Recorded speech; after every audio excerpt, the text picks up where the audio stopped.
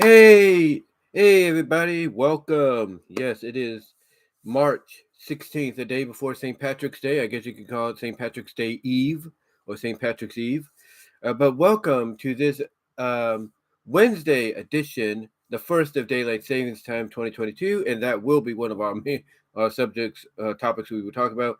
But the first one of Daylight Saving Time 2022 of topics on my mind. And before I do, just like I like to do all the time, let me double check on everything, make sure everything is connected up and watching and everything.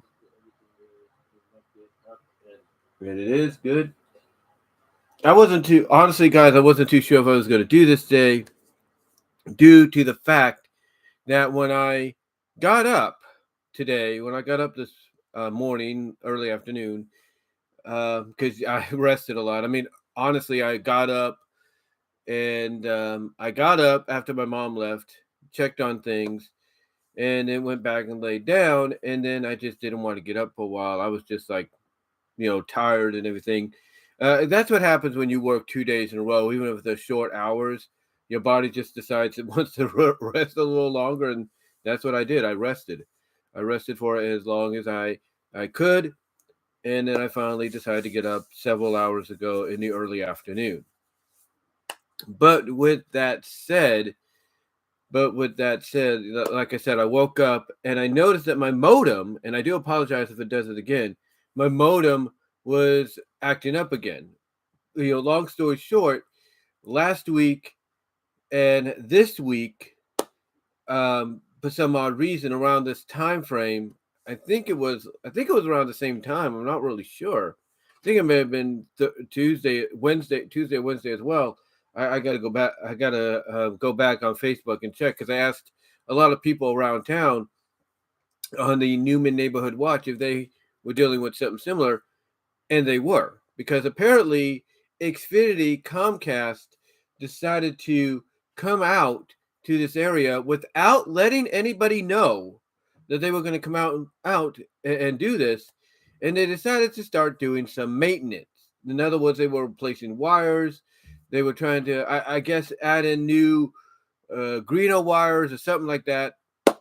But yeah, basically that's what they did last week, and it looks like they were doing it again this week. My assumption is they're trying to get a lot of people to go to that next level with the modems. They advertise that, faster G's thing with that modem of XFI, and I'm thinking, well, if that's the case, why don't you just mail all your current subscribers a new modem and be done with it? That's my theory, and then tell them, oh, by the way, you know, here's a notice letting you know that in your region, your area, you might be experiencing some technical difficulties or outages due to the fact that we're going to be doing some maintenance. But yeah, they basically came out last week, and it looks like they probably did the same thing today, and decided to do some maintenance. They decided to work on the wiring and all that when they didn't need to. People are working with Xfinity right now. People are working from home with Xfinity right now that don't like these kind of interruptions. So yeah, basically, long story short, I thought I wouldn't be able to do this today.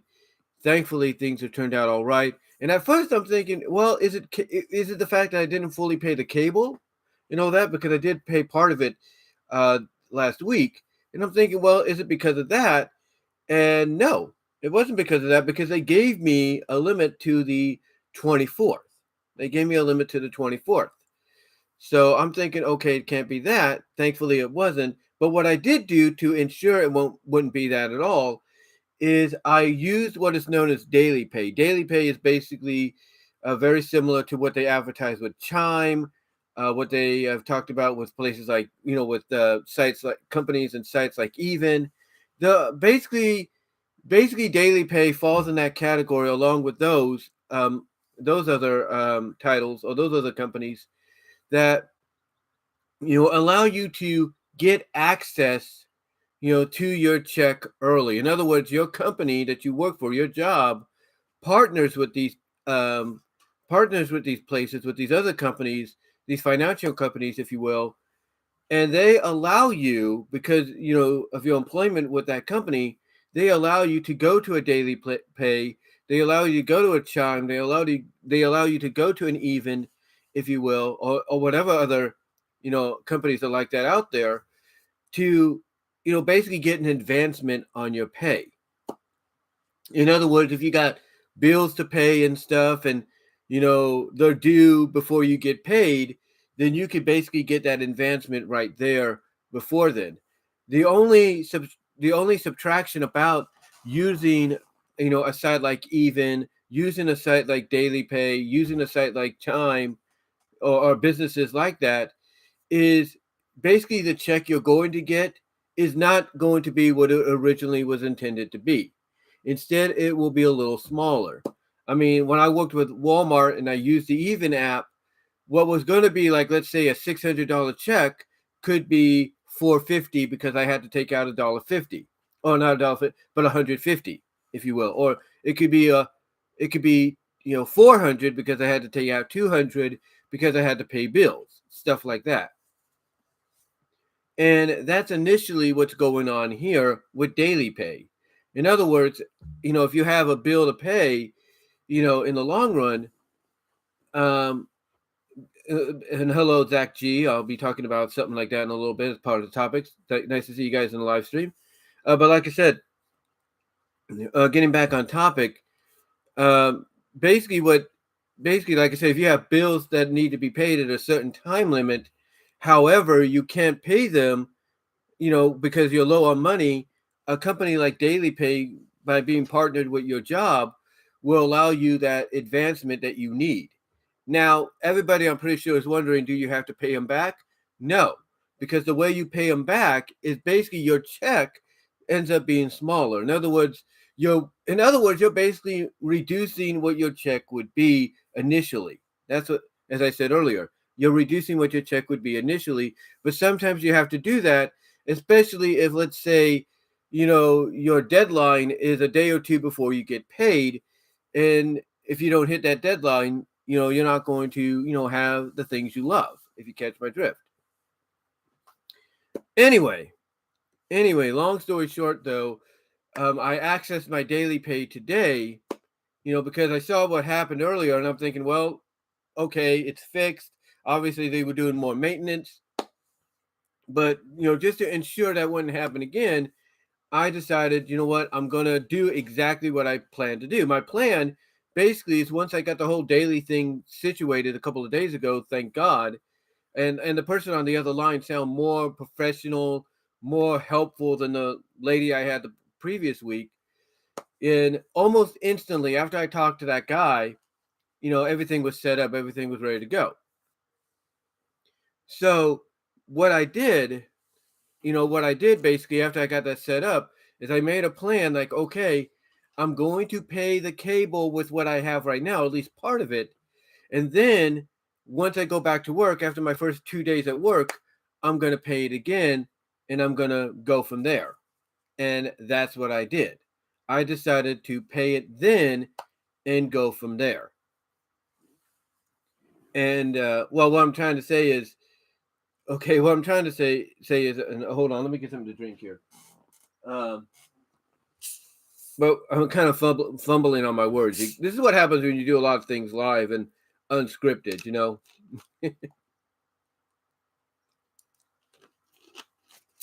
There we go. A little bit of Pepsi. But like I said, basically when I got that all taken care of, I made the plan that once I was done working the first 2 days of my work shift this week, that I would use half of what I was going to be originally, getting to pay the cable. And that's what I did. I saw that I still had enough in there that once I added an additional 200 in this case, I'd be able to pay the cable, and that's exactly what I did, and I went from there. That's basically what I was trying to say. I almost got kind of confused. I almost lost my train of thought. I do apologize for that. Again, this is what happens when you do things live, unscripted, if you catch my drift. But yeah, that was my plan. And that was my plan initially when I tried to get it done the first time, but nothing came of it. But when I finally got it done, the thought was, okay, I'm going to pay cable with my initial check right now, with what I have, as best I could, and then I'm going to pay the rest later on the following week, so that I don't have any potential discontinuations or anything like that. If you catch my drift. But with that in mind, with that said, is there a good chance that I could use daily pay for not just bills, but for other things? Absolutely. Absolutely. But that's all going to depend on the situation. That's all going to be dependent on the situation. But, thankfully, I know I'm not the only one at my job. Now, here's the thing. I haven't asked around, if you will. I haven't asked around, but I do know for certain that I'm not the only one at my job that probably uses daily pay to, get ahead, if you will, on certain things. I know that because I know that when I worked at Walmart, there was a lot of people besides myself that used the Even app to do the same thing. And there's a lot of people that use Chime and other places like that, other company, other resources like that to get advancements ahead of schedule because they have certain things they need to take care of. Excuse me there. But yeah, long story short, um, I wasn't, because of the fact of what happened today, just like last week, I decided, all right, that's pretty much more confirmation to go through with the plan I had in mind, and that is get the advancement I need to pay the cable. And that's what I did. So the cable is up to date for at least the next week or so, and it will stay up to date as long as I can help it. Because I know my mom honestly did not like personally paying the cable as much as she did when I was out of work. I mean, when I had that stimulus coming in, I tried my best with the stimulus to pay the cable, be the one that was responsible for it, not her. I still tried to keep that going, but that wasn't the case. That wasn't the case after they finally decided to end the additional 300, 400, whatever to the unemployment and the once in a while stimulus that they would send out.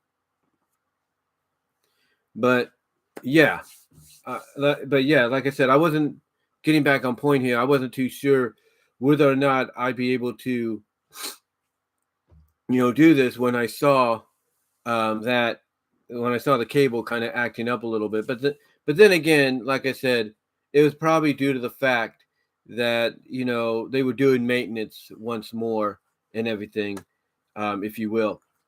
But yeah, again though, welcome everybody. But again, like I said earlier, welcome to this Topics on My Mind live chat podcast, if you will.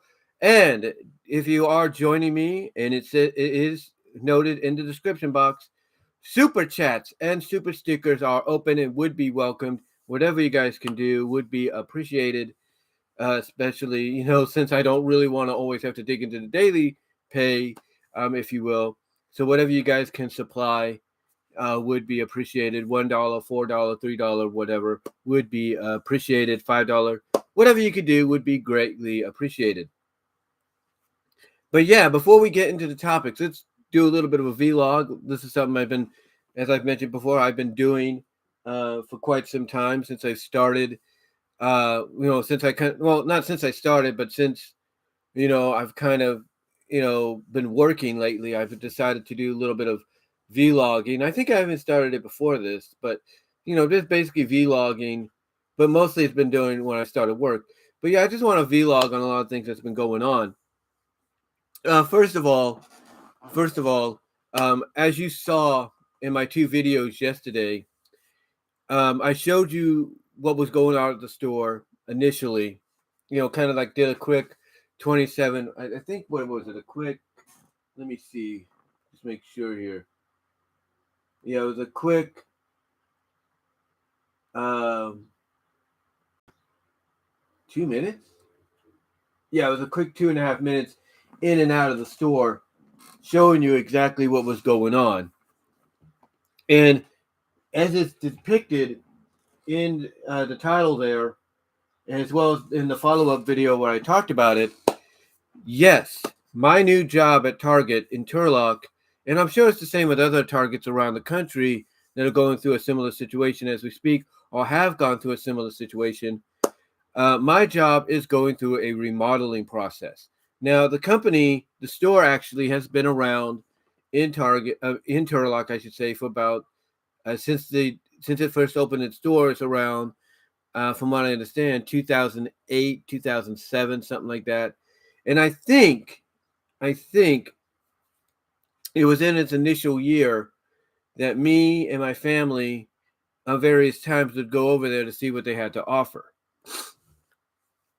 Even though there was a Target in Modesto, this one being a lot closer, we visited that a lot to see what they had to offer. So now it's celebrating its 14th year of existence. Yes, 14th year of existence, from what I understand, in Turlock, as far as I know. And now it's going to go through a remodeling, and already you could see the remodeling taking place. I mean, like I said in the video last night, or early evening, because daylight savings time and everything. Um, as I said there, you know, the HR lady who did the orientation for me and two other girls at the time that was with, one of them I'm working with during the day, but she works in fulfillment and customer service at times, which I think I'm destined to be heading to as well eventually. They just haven't gotten me to that point just yet. But long story short, the HR lady told me and these two girls on our orientation that we would be, well, not we, but the store would be going through some remodeling, and that because of that, things would be a little, little switched around, kind of like off kilter a little bit, as the next couple of months went by. And you can kind of tell that this was in the process of happening because when you walk to the store and you look down the street or in the parking lot, the parking lot, where the store is at, or is located at, I should say, right in front of the store, and as well as on the sidewalk, you see all these markings and stuff of obviously where certain things have to go, where certain things have to, be constructed, to, moved, stuff like that. So you're seeing all this. You're seeing all this being marked down or being marked for, this remodeling and stuff. And basically, like I said, she mentioned that this was going to happen. Now, we didn't have no, vehicles, no storage units or anything, in front of the store when we started. None of that. But over the next several weeks after we started, we started noticing, some of the mini storage, trailers coming in, more so last month and into this month than ever before. And we were always wondering, okay, what is the remodeling for? I mean, we know every now and then a store has to change up, the look, and the look on the inside and even the outside to be more attractive and be more up to date, with the times. Well, I will say this: that's exactly what's happening, but there's more to it.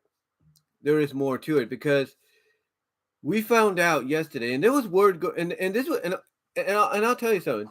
When I first heard the word Disney being thrown around by two of the construction guys, the lead guy, I would assume is a supervisor, and one of the guys he works with, or that helps do the constructing and remodeling. When I heard the word Disney Clubhouse be thrown around, I'm thinking, Disney Clubhouse? What? Excuse me? What did you just say? Hey, that was my thing. I was like, wait a minute, Disney Clubhouse. I was like, excuse me, what did you just say? Kind of deal. No, I didn't say that. I didn't ask that to them, but that was the first thing that went through my mind was, excuse me, what did he do? What did he just say? Because I had heard rumors before this that Target was going to be bringing in, being that Target, I should say, was going to be really bringing in a lot more Disney into the environment than ever before. They were going to really be more mainly focused in trying to incorporate a lot of Disney in some shape or form. Well, yesterday, more word got out. And again, to those joining me in the live chat or joining me live currently, super chats and super stickers are open and would be welcome. Whatever you guys can do financially would be appreciated. $1, $5, whatever you guys can do would be appreciated. But anyway, like I said, yesterday, myself and a lot of other coworkers in the break, during break, and even throughout the day, got a more of an idea of what's going to be involved with this remodeling and what Disney-isk, or what Disney-isk, if you will, association we've got coming to the store. And we found out, honestly, folks, we found out that we are getting a Disney store in our Target store. That's right. We are getting a miniature Disney store in the Target store.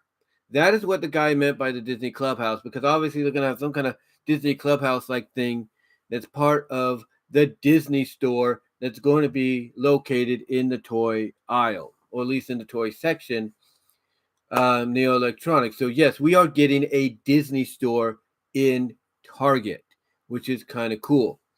But that's not the only one we're getting. That is not the only one we are getting. We are also getting a mini Apple store. That's right. We are getting a miniature Apple store in our electronics area as well. So we got Disney coming in, we got Apple coming in, and for you ladies, and I say this with all due respect, no offense, we are also getting an Ultra Beauty store.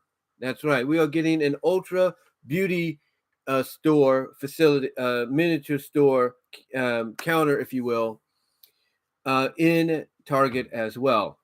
And again, for you ladies, that's something. And again, I say with all due respect, no offense, that is something that a lot of you I know would be happy to hear. In fact, there was a lot of the ladies at my work when they heard that we were getting an Ultra Beauty store in there. It was just, they were excited, like, ooh, that's great, because apparently Ultra is like a very well-renowned, very beloved brand of of makeup store and stuff like that. So I guess for them to get it, in a partnership with Target. Yeah, but what I'm trying to say is for Target to get these little miniature Ultra stores, or shops, if you will, in Target, as part of a partnership, is something that a lot of ladies, and again, I say with all due respect, no offense, a lot of ladies are looking forward to, because, when you, and here's the reasoning for all of this, in my opinion. Here's the reasoning for all of this, in my opinion. When you look at an Ultra Beauty, you look at an Apple store, you look at a Disney store, you usually have to go to places like Modesto, Stockton, Sacramento, Fresno, wherever, just to be able to buy buy certain merchandise from the source. Like if you want to get your iPhone or whatever fixed, your iMac, whatever you want fixed, or your uh, your iPod, if those are still going to be existing, fixed, you usually have to travel, to Modesto, or you have to travel to Sacramento or whatever, to an actual Apple store to get them to fix it. Here, though, you will have here, though, it will become more convenient, because along with shopping at Target and finding items there, you could, while you're shopping, have your iPhone, your iPad, you name it, fixed up while you're shopping, and you can come back and check it out, check up on its progress later on. The same with Ultra Beauty. I don't know what Ultra Beauty is about, besides just selling makeup, unless they make makeup in there too. Whatever the case is, the fact is, if you want certain products that are Ultra Beauty exclusives, usually you have to order online. order online or go to a certain facility, a store, that's out of your range. Well, now it'll be convenient because it's right there while you're shopping at Target. Another thing, and as far as the Disney store goes, well, usually you have to go online because a lot of them are shut down, or you have to go to Stockton, Sacramento, San Francisco, Fresno, Modesto, to the mall and go to the mall just to go in, be part of the Disney store there. Well, that is apparently not going to be the case because while you're shopping at Target, for a lot of stuff, and if you're shopping for things for like the kids in the toys area, now you will have another option, which is the Disney store right in that same facility or right in that same area. You can say, well, there's nothing here, but let's go into the Disney store and see what they got. So it's going to be an interesting little section. I will say that that they're going to be carving out because this is nothing new. Obviously, this is nothing new to any big giant retailer. I mean, because one of the other places that's housed in Target is CVS, and you look at all these areas in Turlock, as well as in Patterson and all that, and you see that there are individual CVS stores, right? Well, here now it's more convenient. Well, here it's more convenient for you to go into the CVS store, well, not CVS store, but go into the Target store, and if you need your prescription, you go right to CVS, and there you go. Now, the only difference, though, not difference, but the only question I have is whether or not someone like myself will be able to utilize their discount at the Target store, at the Disney store and the Apple store and all that, because of their association. I would assume we could, since they are within the store with us. I'm assuming we could, but we'll have to see. I know that when I started working at Walmart and we had the Smart and Style salon there, or the Smart and Style salon haircut place, if you will, that for a while we were able to get discounts because of the fact that the company, the business itself was part of our store. It was part of our store, so we were able to not only get our haircut, but we were able to get it cut for less than the original cost. And then after they left, that got picked up by SuperChats and a few other places, because they had left. And so far as I know, that section of where Smart and Style was is still a secondary lounge room. I don't know how much longer it will be a lounge room, but that's what it is. And speaking of lounge rooms, break rooms, if you will,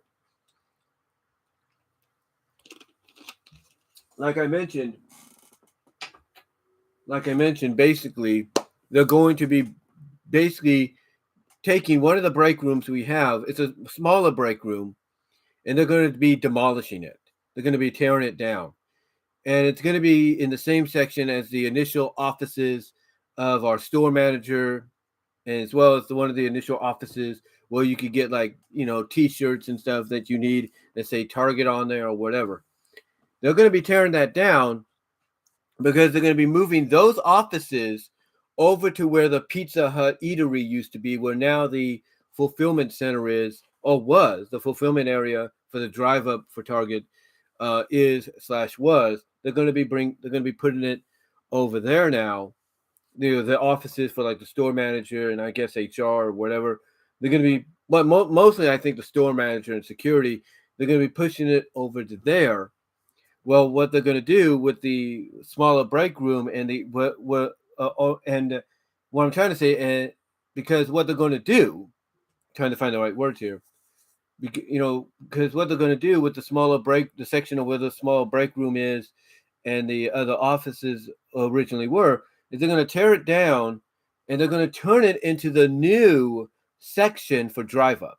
They're going to turn it into the new section for drive up, which is also going to have some shade. It's going to have like a solar panel like shade.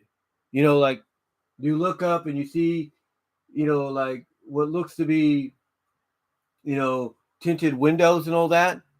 That's basically what it sounds like it's going to be. It's going to be a solar powered roof that they're putting in there that's going to provide shade, especially in the summer, but also is going to power up the lights for the evening, so that when it gets darker, those will automatically come on and be able to, give enough light for all the people that work in fulfillment to do their job even at night. So that's a pretty cool move as well. So there's a lot of things that are happening at my store that, as I said in the video yesterday, what great timing for me to be employed by Target, because of the fact that not only am I working for a great company, that seems to be more lenient on certain things than my Walmart job was. I will say that. I mean, 6.5 years. I'm not saying they weren't lenient or anything, but you could tell that they weren't as lenient and as you know free roaming at times for the associates than Target is right now. Not saying Target isn't the same way. They do have the limits and rules and everything you have to follow, but they're a little bit more free roaming. In other words, instead of getting on you for, let's say, taking a carrying basket back over to where it belongs and turning off your light in the process to do so, or turning off your light to take a tote, if you will, of hangers into the storage area where the big tote, if you will, I guess you could say the tote can to deposit the hangers are at. They don't get on you for turning off your light and doing that. Instead, they don't say nothing. They're cool with it. And I think the reason that they're cool with it is they realize that, hey, if we want to keep our employees happy, if we don't want trouble, and we still want them to be here to do their job, we have to be lenient. We have to let them do what they got to do. And that's what they're doing. And I like that. Again, like I said, they're not without restrictions. They're not without rules. I mean, I'll put it this way. Earlier this week, back on Monday, I got on the walkie, because that's one thing I will give them credit to, that they have an advantage of over Walmart. They allow you to have walkies and even what they call zebras, those little Android devices. And I called for pennies, nickels, and dimes and all that, basically around the change. Well, the guy that's been there for several years came up to me and said, "Hey, don't do that ever again. I don't want you to get in trouble." And then he told me that there was a certain code. I'm not going to say what it is, but he said there was. I do apologize for that, guys. Okay, am I back on? All right. Sorry about that.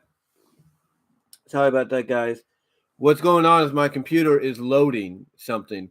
During its process of loading, whether it's doing a virus scan or whatever, usually the virus update and virus scan, it will basically knock out the internet, because it's probably thinking, oh, wait, open the door, virus, police, or virus inspection, or antivirus scan inspection. And the computers and the internet's thinking, what are you doing? Oh, sorry, we got to shut you down for a second. Okay, you're good. Back on. That's basically what it did. So I do apologize, guys, for a little bit of disruption there. I hate when that happens, and I'm sure you guys do too if it's happened to you. But anyway, what was I? I totally lost track of what I was saying. Oh yeah, like I said, I basically was told not to do that again, and the guy said, "Hey," and I apologize, and the guy's like, "Oh no, don't worry. I just don't want you to get in trouble. I don't want you to get in trouble or anything." And nobody said anything to me for the past couple of days, because I think they realized, hey, it's a mistake. We were busy on Monday, and sometimes when you're busy at any kind of job, you don't think about what you're going to ask. You don't think about what you're going to say, or even ask for if you need something, and you just say it in a way that's not meant to be said. So he told me that the only way I should bring this up is through a certain code of numbers. I'm not going to say what those numbers are, but he said, say these 3 numbers and we'll get the idea. We'll get the idea, if you will. And that's about it. But yeah, like I said, but like I said, they do have their rules and all that, which I'm cool with. I'm totally cool with. But again, like I said, they're not as restrictive as, let's say, well, not as restrictive, but they're not as like, so tentative. They're not so, like, they're not so like, hey, stay where you are. You can't move anywhere else unless, it's really slow and you can do this, and then we'll let you do. They're not in that area. They're not in that area. Instead, they're more along the lines of, let's let them do what they got to do, as long as they stay in their area and they get back to where they are. And that's what a lot of us do. They have no problems whatsoever. They have no problems whatsoever. And I think that is why that is why I'm enjoying myself so far. That is why I'm having fun here. Because I know there are rules that you have to follow. I know that. But I also know, basically, and hello to Nervy Gamer. Thank you for joining me in the live chat. Again, guys, those of you joining me live, super chats and super stickers are open and would be welcome and appreciated. Whatever you guys could do would be greatly appreciated in the super chats and live, with the in the live chat with super chats and super stickers. And hello, Antonio Lopez. Thank you for joining me as well. Again, guys, super chats, super stickers are open and would be appreciated and welcomed. Whatever you guys can do, $1, $3, $4, $5, whatever you guys can do would be greatly appreciated.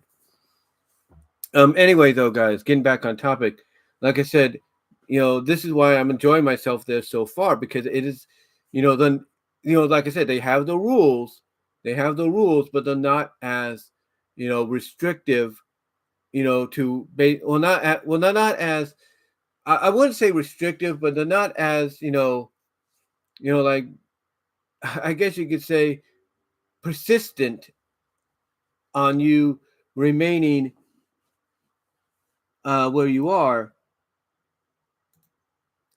They're not as persistent of you staying at your register. Like, you could be done like this. You could be standing like this if you're slow and you see a customer and you say, hey, I can get you on 12, I can get you on 13, whatever.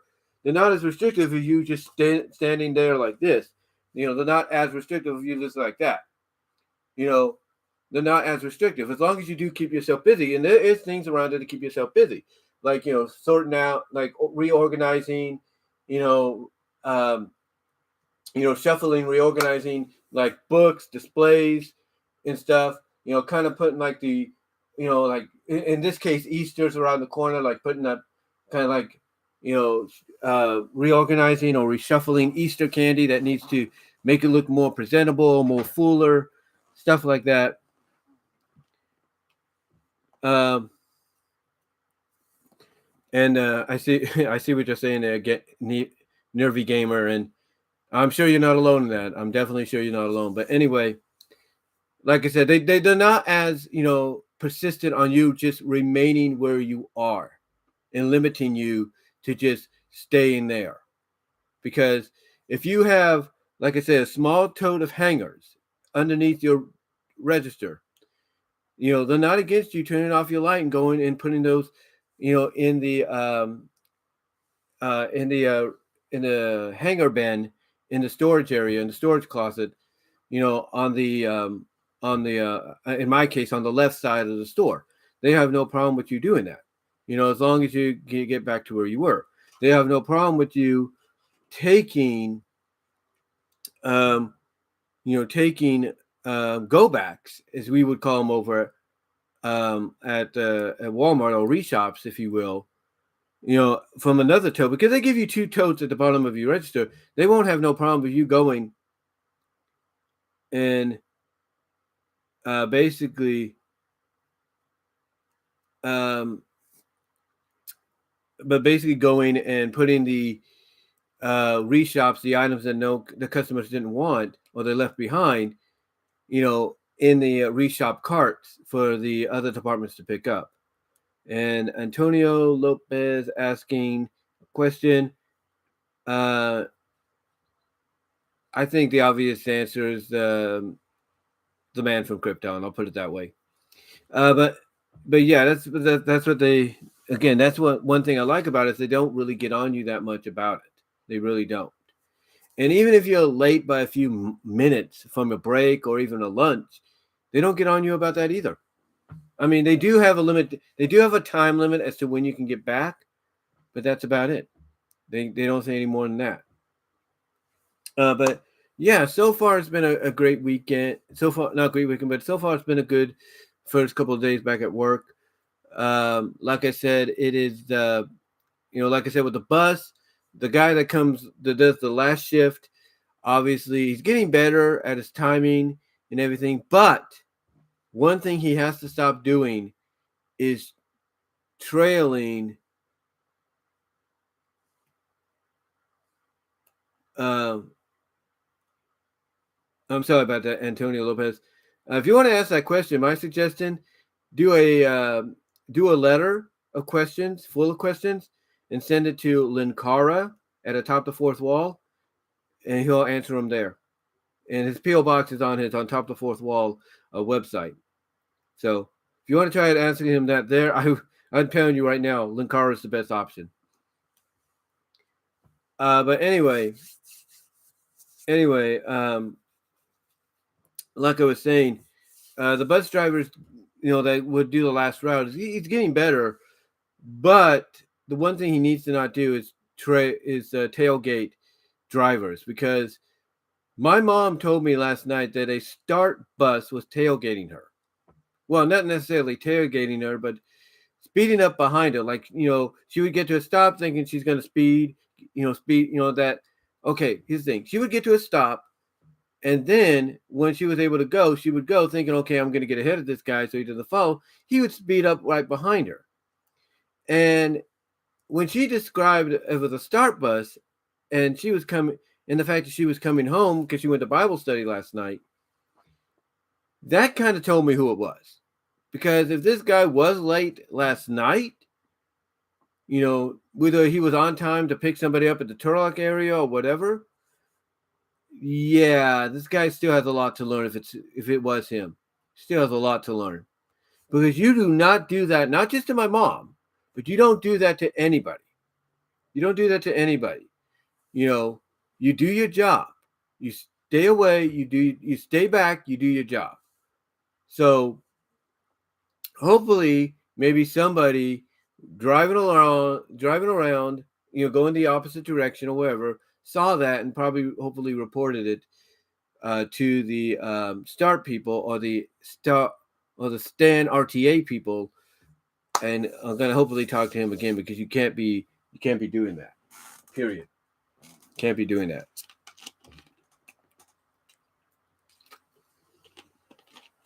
But besides that stupidity on his part, if it was him, so far he's been improving. He's only been, like, I would say, between an average of 5 to 8 minutes down. He's been improving. The other bus driver I got yesterday was the same bus driver I got in the morning, and was basically doing the last drive as well. Same driver, same bus. The advantage of that, it was one of the big buses where you could just, that has like long, couch like, seats, so you could just lay down, lean back a little bit like this if there's nobody else getting on. So that was the advantage there. So I got to relax a little bit. Not on the way back, but not on the way up to work, because they had those seats up. But obviously somebody put them down during the time of work, and route running, and if you catch my drift. So anyway, yeah.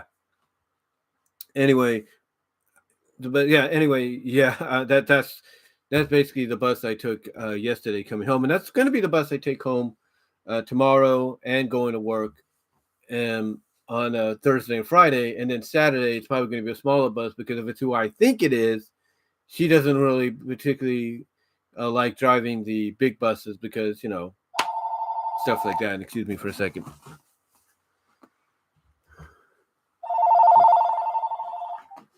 Hello? Okay, I'm driving home. I just stopped to call you, let you know I'm on my way. All right. Stop at the gas station.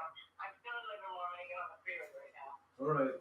All right. What's going on there? Nothing? No. Okay, I'll see you when I get home. All right. God bless you. Okay. Bye.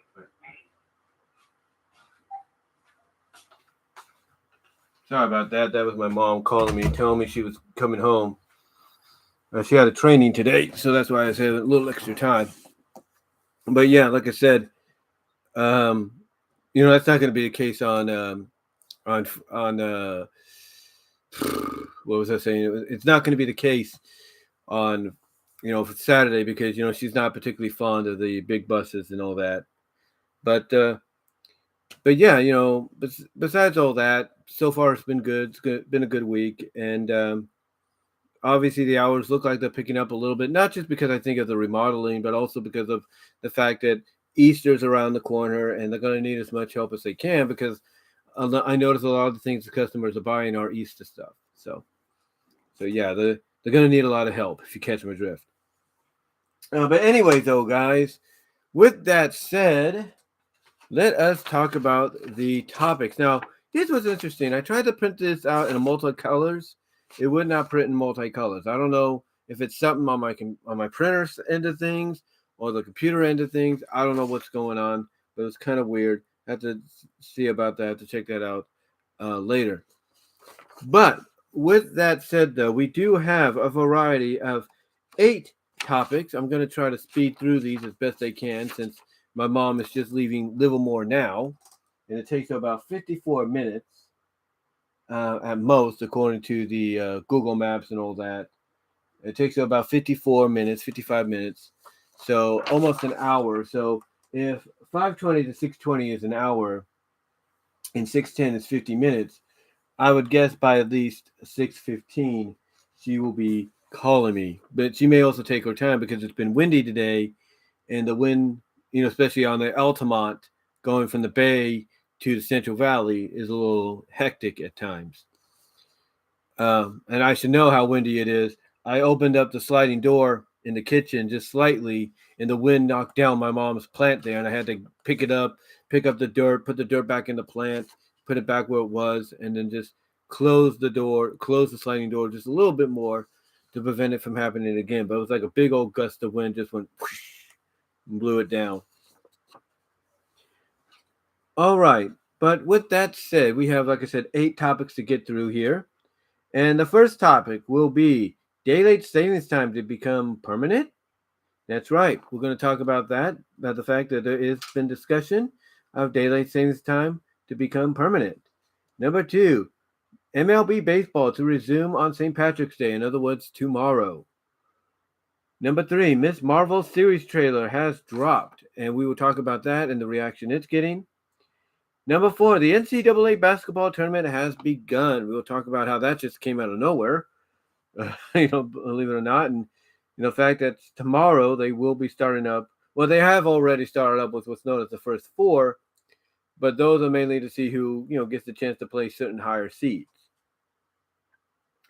Then next up, we will talk about the Fairly Odd Parents Fairly Odder series trailer getting massive negative reaction. Yep.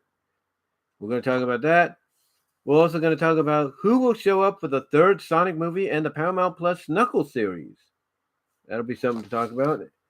Number 7, would any broadcast networks cancel their airings of yearly award shows? We'll talk about that. And then finally, we'll talk about the legacy of Scott Hall, a.k.a. Razor Ramon, from a fan's perspective. So, with that said, at 2, 1, at 49 minutes, let's talk about topic number 1, daylight savings time to become permanent. Well, in case you guys don't know, over the past several years, if not all the way back since the 18th century, believe it or not, there has been discussion of trying to make daylight savings time a permanent fixture. And the reason for that is, as you know, when we get into between late October, mid-November, we go back into standard time. And what standard time is essentially the fact that when you get to about 4:30 at night, or 4:30 in the afternoon, I should say, that's when the sun starts to go down, and by almost 5:30, it gets completely dark. And nobody likes that because 5:30 is still considered the afternoon, and it shouldn't be looking like the freaking evening when that happens. So for many years, if not several centuries, there's been discussions to try to make a change. And that change is to basically make daylight savings time more permanent so that people can have more daylight, especially coming home from work. Now, has this been met with criticism? Absolutely. Absolutely, it's been met with criticism because a lot of people feel that if you do this, you're going to mess up everything around the world. Because, when it comes to the world is set at certain standards. When daylight savings time happens here in the US, it also happens at the same time around the world. And they feel that if it's just the US that that makes the daylight savings time fixture permanent, and the rest of the world doesn't, that you're basically throwing everything off its axis. Well, that's kind of true, but not really. Because all you'd be really doing if, let's say, one part of the world, like let's say, or one country in the world, like the US, decides to make DST permanent, then all you'd be doing is adding on an extra hour to, you'd be adding on an extra hour in the later portions of the year to the other countries. That's all you'd be doing. That's all you'd be doing. You'd be adding on an extra hour. That's all you'd be doing. Hold on for a second.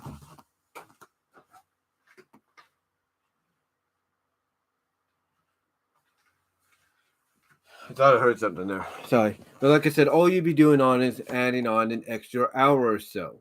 So for example, right now, London, bring out my phone here. London, supposedly, let me see what time is it there.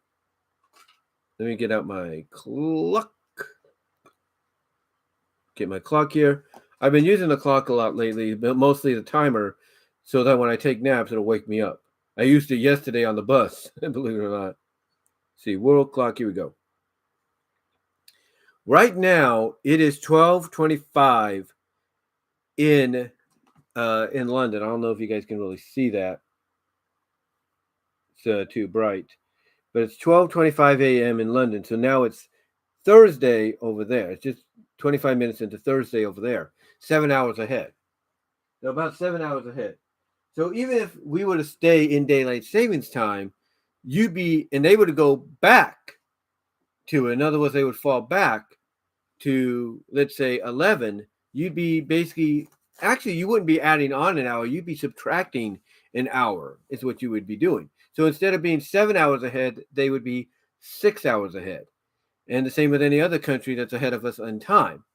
Like if one country is currently 12 hours ahead and they decide they're going to go back to standard time, they would be 11 hours ahead. And that's about it. That's what they would be doing.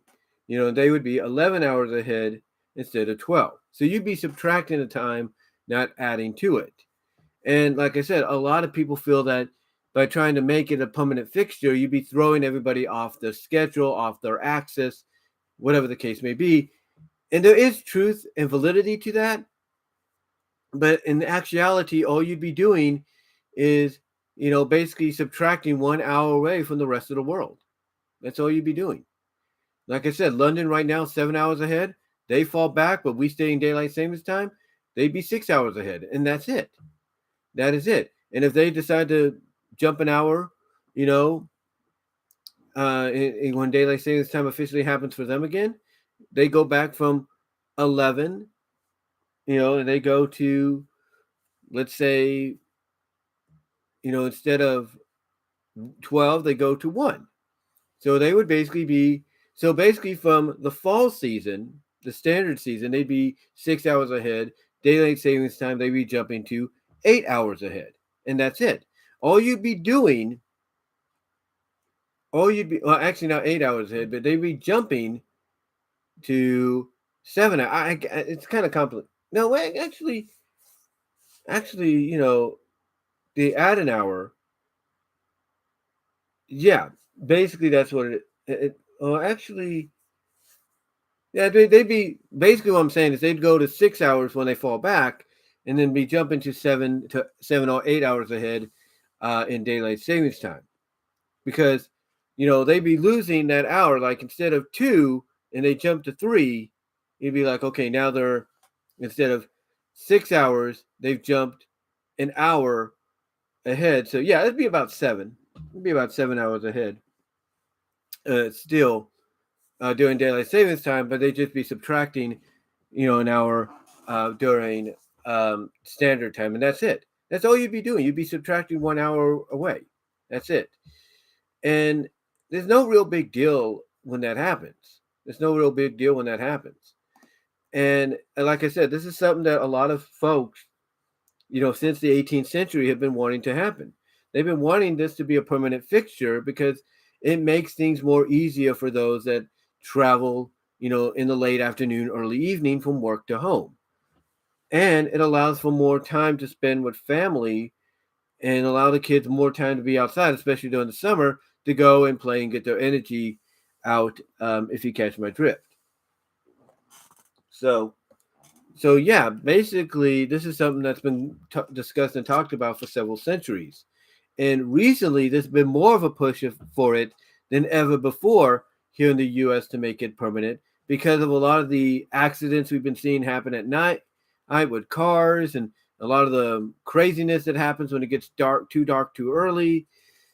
I said it before when I did that live stream a couple of weeks ago on a Saturday night from the park in Patterson.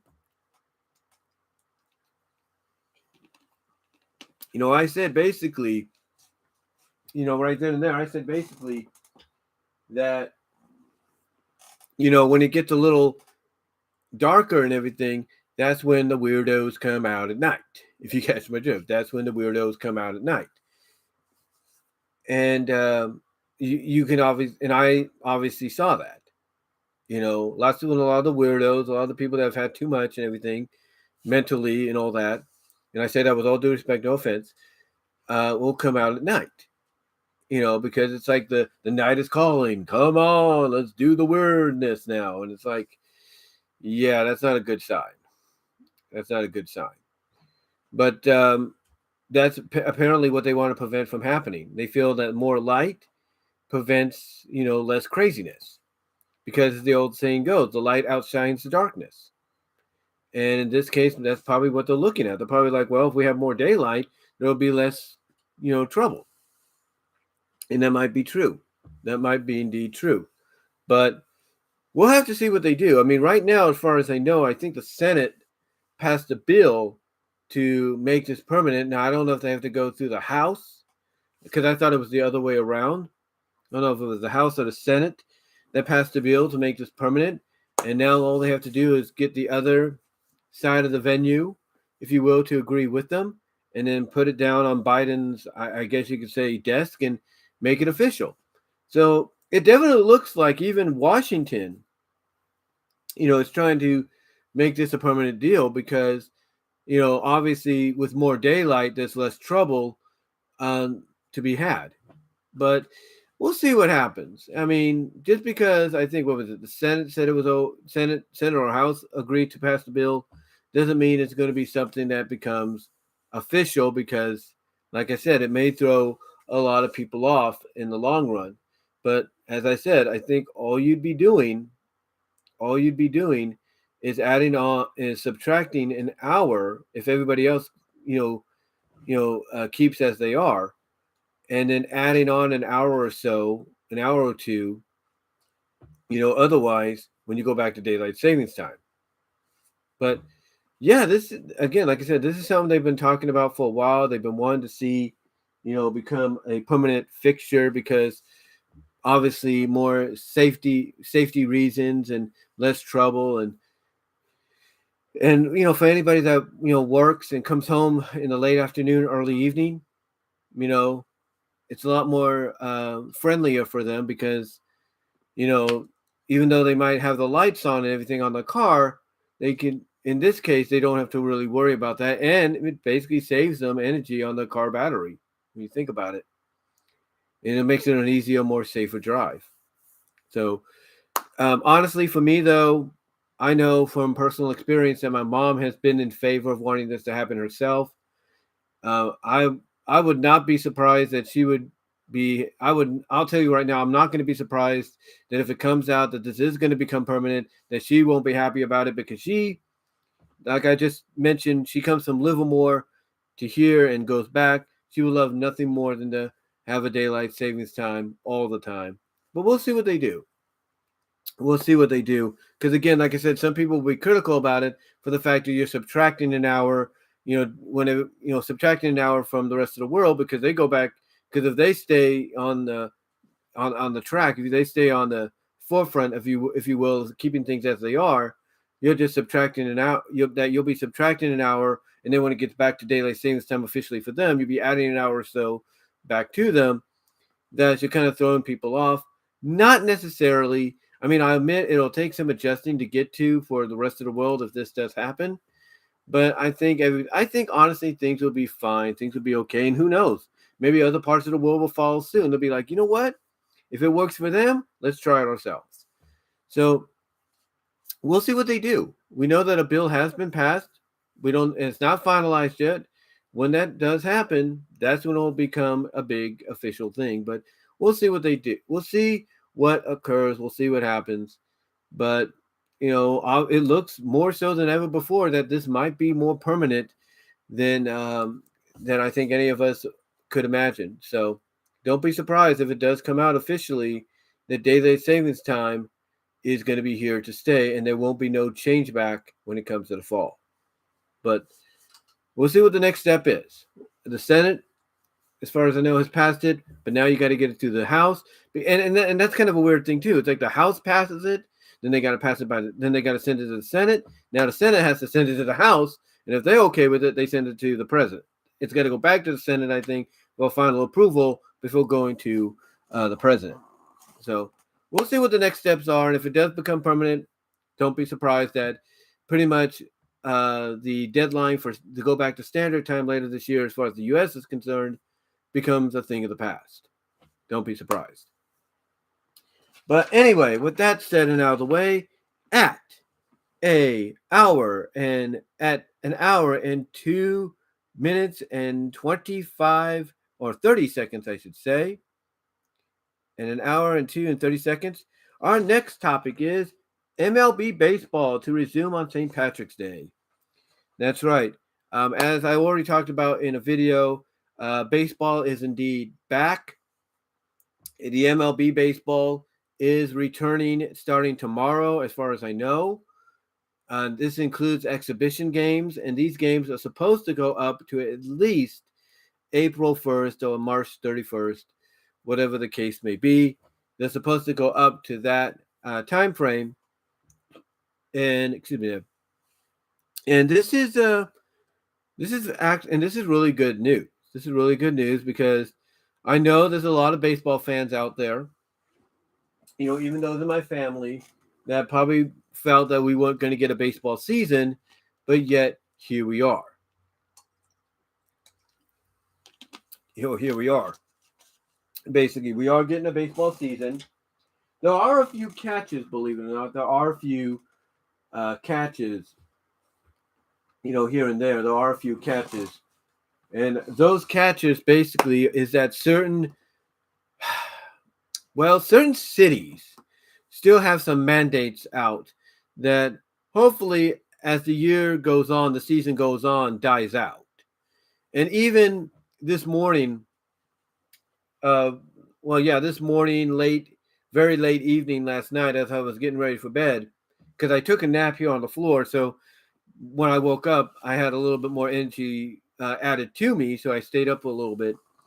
But basically, long story short, as I had my TV on, I saw the Boomer Esiason show on CBS Sports Network, and he and his co-host both agreed of how ridiculous the New York City ruling is. Now, I'm not sure if it's just for all of New York, or just where like the Yankees and the Mets are located.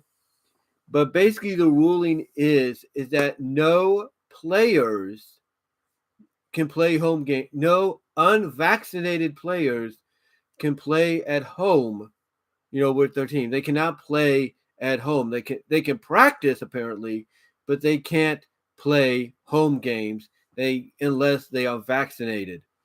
Even though a majority of the country is getting back to a normal state of mind, with a little bit here and there, apparently NYC is like, nope, we're still going to mandate that. Hey, if we're still going to have mandates out for certain, individuals, certain, events, organizations, sports, that if you're not vaccinated, you can't participate. But if you're on the road, you can participate, which is kind of strange. But I think the reasoning for this ruling, as ridiculous as even Boomer Esiason and his co-host called it out for, basically the reason for this ruling is, you got to remember, New York is one of the major destinations for people to fly into from other parts of the world. So, so obviously they don't.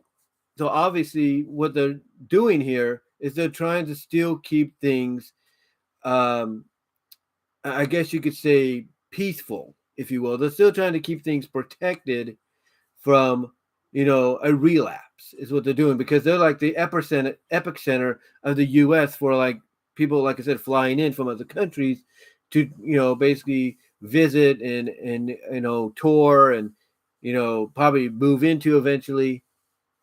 They are, basically bringing, basically not taking any chances, even though a majority of, from what I understand, New York, majority of the rest of the country is getting back to normal. It's kind of ridiculous. It really is. Yeah, it's like, Boomer Esiason and his co-host said, it's kind of ridiculous. It's very similar to the Kyle Irvin thing with the Nets. It's like, at first he couldn't practice, he couldn't play the home games for Brooklyn, but then it was lifted that he could practice with them, but he couldn't play, and that the only way he could play is on the road. And it's kind of ridiculous. It's like everybody's taking the precautions. Everybody's gotten vaccinated. Everybody's still wearing a mask. If you want them to wear a mask, that's not a problem. What's the big deal? And oh, by the way, as far as our baseball goes, it's outdoors. What's going on? And again, I think it's mainly because of the fact that it's the epicenter. Is that New York is one of those primary places that people fly into from other countries, and they just don't want a chance that there could be a relapse. Especially even if it doesn't make any sense nonsensically, they want to make sure there's no relapse. Period. And I don't blame them. I don't blame them for thinking that. But it's one of those situations. It's like, it's one of those situations. It's like, well, if that's the case, then why did you lift your restrictions? Why did you lift your mandates if you're still going to do this? If you're still going to make that? I don't understand. And my opinion on this. I've said something. I've said this before, to something similar in the past. My opinion on this is, I think, honestly, it's not the fact that the mayor or mayors, if you will, are still supporting this so that they could probably get another term as mayor in the next couple of years. But I think whoever the person is that is telling the mayor, hey, we still have to implement this to keep things safe and all that, I think whoever it is, if it's a spokesperson, someone like an advisor or whatever, or even a doctor, I think that individual who's advising the mayor to keep these precautions intact, that person, and I've said it before when I've heard of these kind of things, and I don't think anybody would disagree, and I say this with all due respect, due respect, no offense, but I think the person that's advising the mayor to keep this going and not relent is a germaphobe.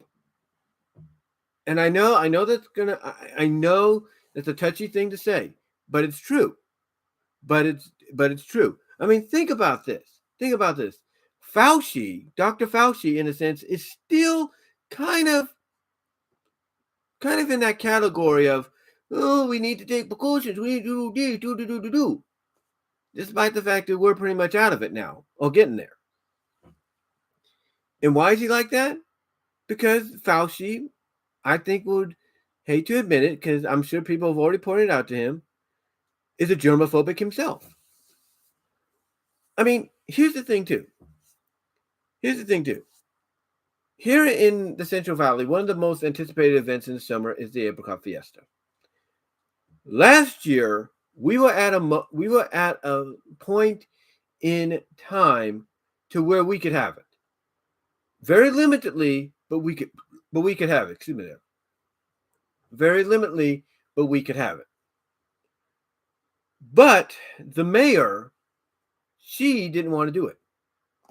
She did not want to do it. Despite the fact that we were pretty much in a position to where you could have it, you can limit the capacity, or you can put the rules in that, hey, if you're vaccinated, show your card. And if you're not vaccinated, please wear a mask. We were at that point, but she still didn't want to do it.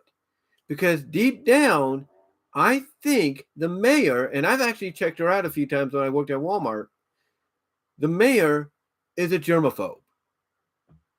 That's it. In my opinion, that's what she is. She is a germaphobe. And that is why I think you still see some places around the country, if not parts of the world, that are not experiencing what we're doing, like China's going through right now, apparently according to the news. They're now dealing with Omicron. But Godspeed to them that they get out of this quickly. But the thing is, this is why you see a lot of places around the country. Well, not a lot of places, but you see, I would say 25% of places, counties, towns, whatever, here around the country, cities, as well as even, along with parts of the world, I should say, along with parts of the world, that are still implementing mandates and restrictions because the people that run those regions, run those towns, if you will, the mayors, the mayors mostly at times, or even the governors potentially, but mostly the mayors and city officials. The reason they still implement restrictions and mandates, despite the fact that they know, hey, we're pretty much in the clear, we're cool, we're fine now, is because they themselves are germophobic. And all they have to do, in my opinion, is just come out and admit it. All they have to do is address the situation, address, why things are still happening, or not why things are still happening, but all they have to do is come out and address the situation, and just at the same time admit that the reason things are still being implemented is because they themselves, like maybe some people in town or in the city or wherever, they themselves, like others, are germophobic, and they're afraid that there could be a relapse, which is why they're keeping some of these restrictions and mandates, some of them, not all, but some of them, still intact, because they, along with some probably there in the city, in town, that they're running, that they're in charge of, are germophobic. That's all they have to say. All they have to say is that they're germophobic, just like some other people out there, and this is why they're still keeping these mandates and restrictions intact, at least for the time being, because they want to make sure that we get in the complete clear to where even a germophobic like them doesn't have to worry too much. And that's why I think you have this situation with the mayors of New York when it comes to Kyle Irving in the NBA with the Brooklyn Nets. Well, you got this going on with the New York Mets and New York Yankees and their players. It's because of the fact that I believe it's either the mayor, which I don't think it is, but probably somebody that's advising to him, whether it's a doctor or a spokesperson or whatever, or a vice mayor, because there are those, that is a germophobic person, and they're probably telling them, well, sir, we have to do this, we have to do that, I have to do this for our protection. When in actuality, what they're telling the mayor is, sir, you need to keep these going for my protection. They're not basically, truly saying, but they're not truly saying that, what I'm trying to say, but it basically, that's pretty much what it is. It's that they're not just doing it for everybody's protection, which is a good thing, I will admit it, but deep down they're doing it for theirs because they might potentially be a germophobic person. And again, I say that with all due respect, no offense.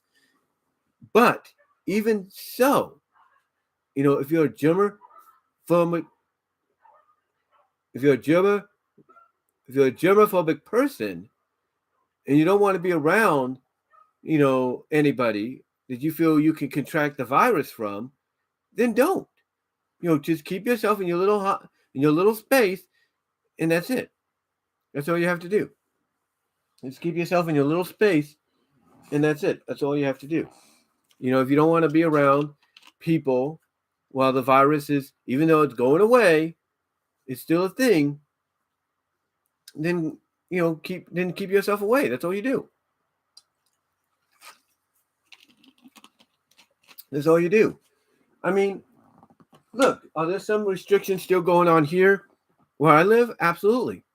Absolutely. I mean, right now, even though it looks like they're lifting it, the bus system that I take to work and back, they still implement the fact that you have to wear a mask. You still have to wear the mask, and when you come on board. But where I work and where I go to eat now, they've lifted it. They're like, okay, we're in a space now to where we're fine. We're cool. We don't have to worry about anything. So yeah, I don't. So yeah, I agree with Boomer Science and anybody else that's is talking about this. It's like I just don't understand the situation. I just don't get it. It doesn't make any sense as to why you would even do this. It doesn't. It doesn't make any sense whatsoever. I mean, if you're going to, keep these kind of restrictions and mandates still going, again, why even lift a majority of the other mandates and restrictions if you're still going to implement this? It doesn't make sense. But I think honestly what's going to happen, is you're going to, again. But I think honestly what's going to happen is there's going to be enough backlash coming towards the mayor's office that even if it's not him that's keeping this going, but it's his advisors telling him to do so, I think what's going to happen is that mayor is going to step up and say, you know what, enough listening to you guys. I'm going to go on my gut. I'm going to go with my gut feeling. I'm going to go by the numbers here, and I'm lifting this ruling because this is stupid. And that'll probably be what happens. That the mayor is going to be the one that steps up, tells his advisors, his doctors, screw you guys. I'm going to make the decision that's right. And I think that's what's going to happen. So, yeah, it's a stupid ruling. There's no doubt. But with that being one thing, though, I don't think that's going to deter her from people enjoying the fact that baseball is back. I don't think anybody's going to let something like that deter them from enjoying baseball. I don't think the players that would be affected by this because of the unvaccination state, I don't think they're going to let it affect them that much as well. I really don't. I think honestly what's going to happen, and this is just me, is they'll still play. They'll find a way to play at home. And even if there's a fine that comes the Yankees or the Mets way, they have the money to pay it. They have the money to pay it and say, hey, you want to fine us? Here you go. Fine paid. And that's it. But again, it's just, I think the reasoning being is mainly because, New York is still looked at as the epicenter. But again, like I said, I don't think that's going to deter anybody from enjoying the fact that baseball is back and it starts tomorrow with spring training. Yeah, it might be the shortest spring training season in a while, if not ever. But still, it's going to give us an idea of who we're going to see playing in the regular season. And I can't wait for that. I really can. I can honestly tell you, I cannot wait for that to happen, whatsoever. I honestly cannot wait. I cannot wait for that because to me, if there's one thing I know that brings a smile to my mom's face, it's watching her San Francisco Giants. It really is. And if I know there's anything that brings a smile to my older sister's face, it's watching the Oakland A's. And for me, It's watching both, along with St. Louis, along with Kansas City. Period. So, yeah, baseball is back. I'm happy that they got through the situation that they did. It's like I said in the video where I talked about this, in the audio video, that is. They gave essentially the players what they wanted. Yeah, there are a few things that the players had to agree to make it happen, that maybe they had to agree, okay, maybe that's not the best thing to go with right now, but but hey, we're cool with that as long as we get a majority of what we want. Even though the players had to give up some things, they still got a majority. They still got a majority of what they wanted, and I think basically, Major League Baseball, they realized, hey, but they probably realized, hey, we don't want to have a shortened season like we did during the pandemic, or no season at all. Let's just give them what they want and then work it out later when the time is right. And that's what obviously they did, in my opinion. That's obviously what they did. But anyway, though, yeah, baseball is back. Cannot wait to see some of the first games, exhibition-wise, tomorrow. Because, again, I think, honestly, on both sides of the coin, both sides realize, this is a stupid argument. We know the players, I guarantee you, knew they were going to get most of what they wanted, but they just had to, I think, say certain words, and point out key things to make it happen. Anyway, though, on to the next subject at 1 hour, 21 minutes, and 40 seconds. Next topic we're going to talk about, the Ms. Marvel series trailer dropped. Now, in case you guys don't know, Disney, who owns Marvel, Disney, through the Disney Plus series, has released the Ms. Marvel trailer. Now, they just recently released the Obi-Wan trailer as well, and both are going to be dropping within weeks of each other in May, at the end of May and beginning of June. Now, what's interesting, though, about this is that although some people like the trailer, it's gotten some positive reactions. Everybody likes the trailers. And before I continue further, for those of you that are joining me just now on in this live stream, Super Chats, Super Stickers are open and would be appreciated and welcome. Whatever you guys can do, $1, $3, $4, whatever you guys can do. Super Chats, Super Stickers would be appreciated because they are open and would, like I say, would be welcome. Whatever you guys can do, $1, $3, $4, $5, whatever you can do would be greatly appreciated. And also like the video, guys. Like the stream, like the video. Liking it gets me more views and recognition, if you will. But like I said, the Ms. Marvel trailer dropped, and it's gotten some positive reactions, some mixed reactions, critical reactions. I will say that some do like the trailer. Like I said, some, if not most, do like the trailer. Are there criticisms are there criticisms, I should say, upon liking it? Absolutely there are criticisms. And there are criticisms with those that have a mixed reaction to it. There are criticisms to those that really don't like it. And one of those criticisms is the fact that Miss Marvel, Kamala Harris, well, not Kamala Harris, but what am I talking about? Kamala Khan, that's her name, Kamala Harris. Kamala Harris is our lady vice president. What am I talking about? But Kamala Khan, that's her name. The criticism a lot of people have with it is the fact that, as John Campea put it, I think it's not John Campea, but as Clownfish TV put it, Neon and Geeky Sparkles put it, it looks like a show you would watch on Disney Channel. It's a Disney Channel-like inspired show. Now, John Campea said it felt like more of an 80s John Hughes kind of story and show.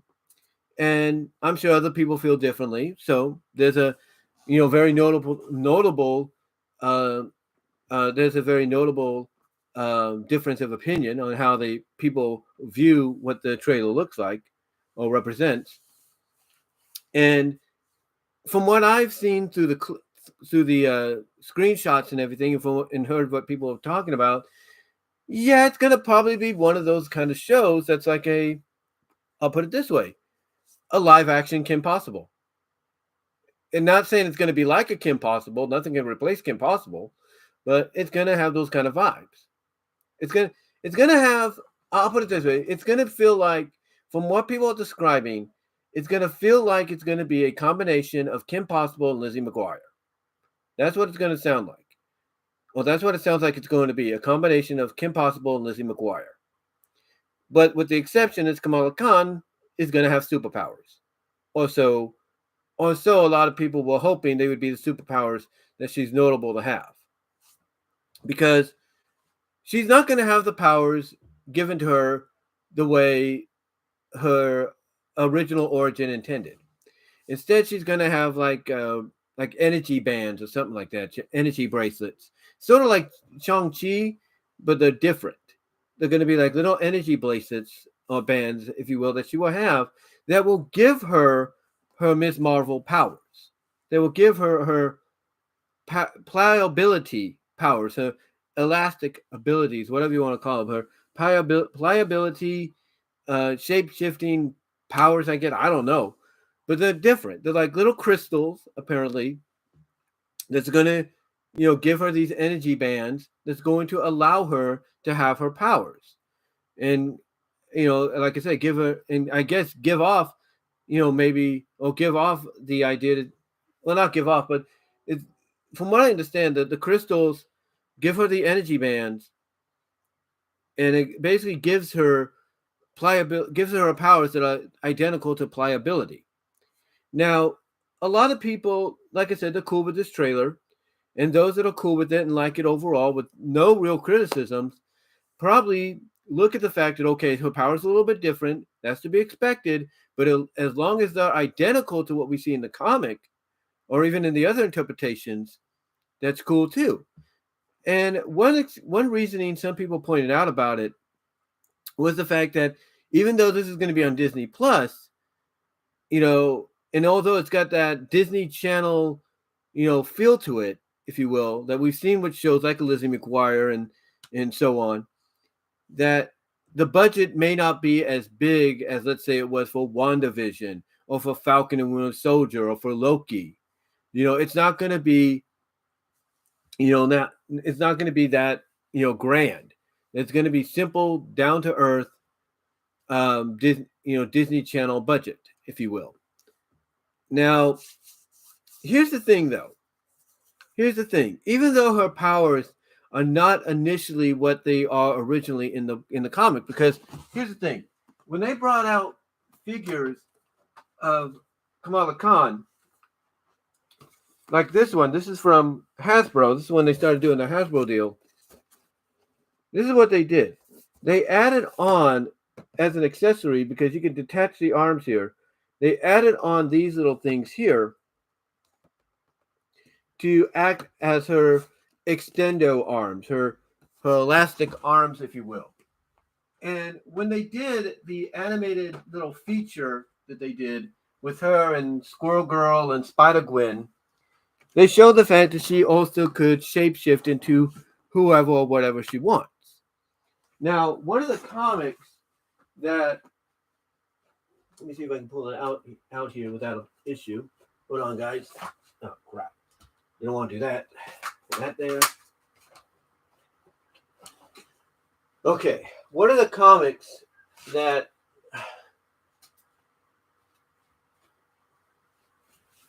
Frank Hill gave me was Miss Marvel, No Normal. And this was basically the story of how she got her powers.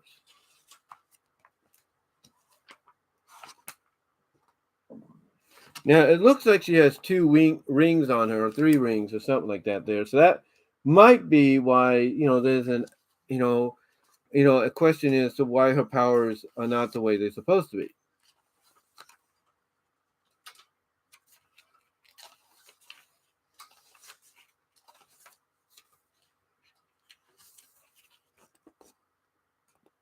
So, let's see here.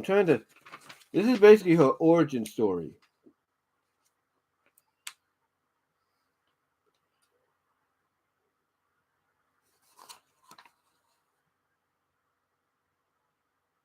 So yeah, it looks like there's some kind of gas that went down or something like that that she got covered in, and that's what caused her to have her powers. So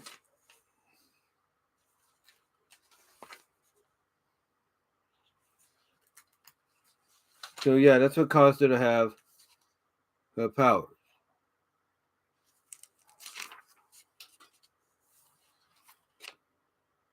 Let's see.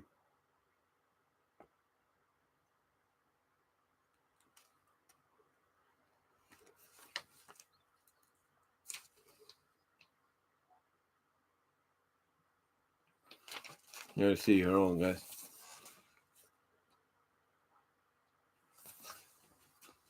You do it. Oh, yeah. I should have put my other glasses on, but I like to save those for work.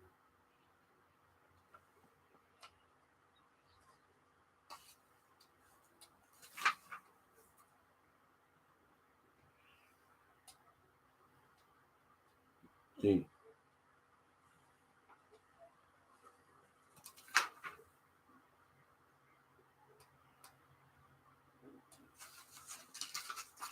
Yeah, it shows she can shapeshift is what she can do. Because at the end here, she shapeshifts into the original Miss Marvel look.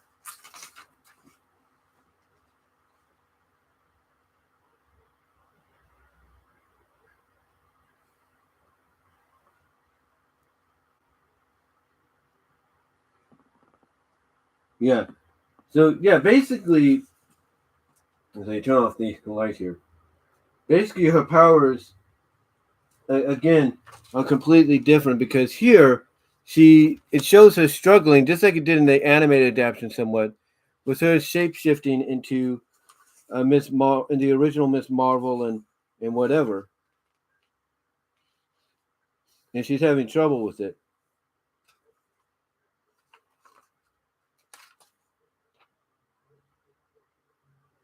So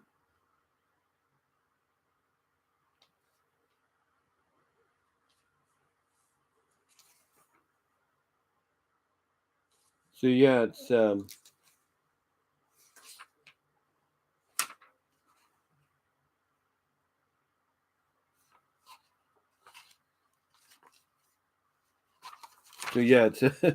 you can definitely tell why some people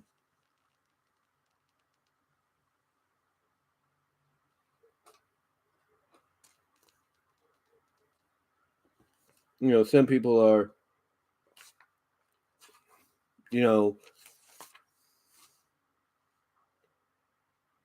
basically kind of, as I'm trying to read here, I'm trying to get a better idea here and everything.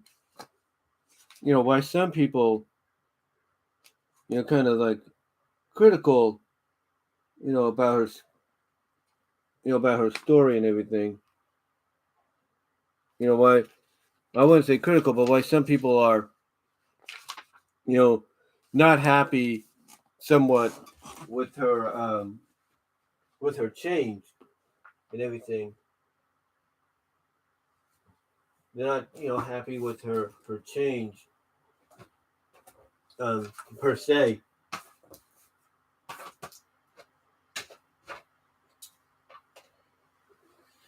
And mainly the fact that, again, like I said, they're cool with the trailer and everything. They think the trailer looks cool. They like the as John Campia puts it, some of them like the John Hughes '80s style vibe to it.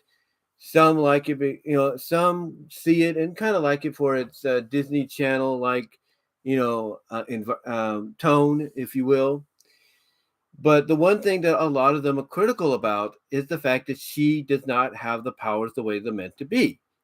That instead, her powers come from these energy crystals, these energy bands, if you will, that allow her to have the pliability like powers.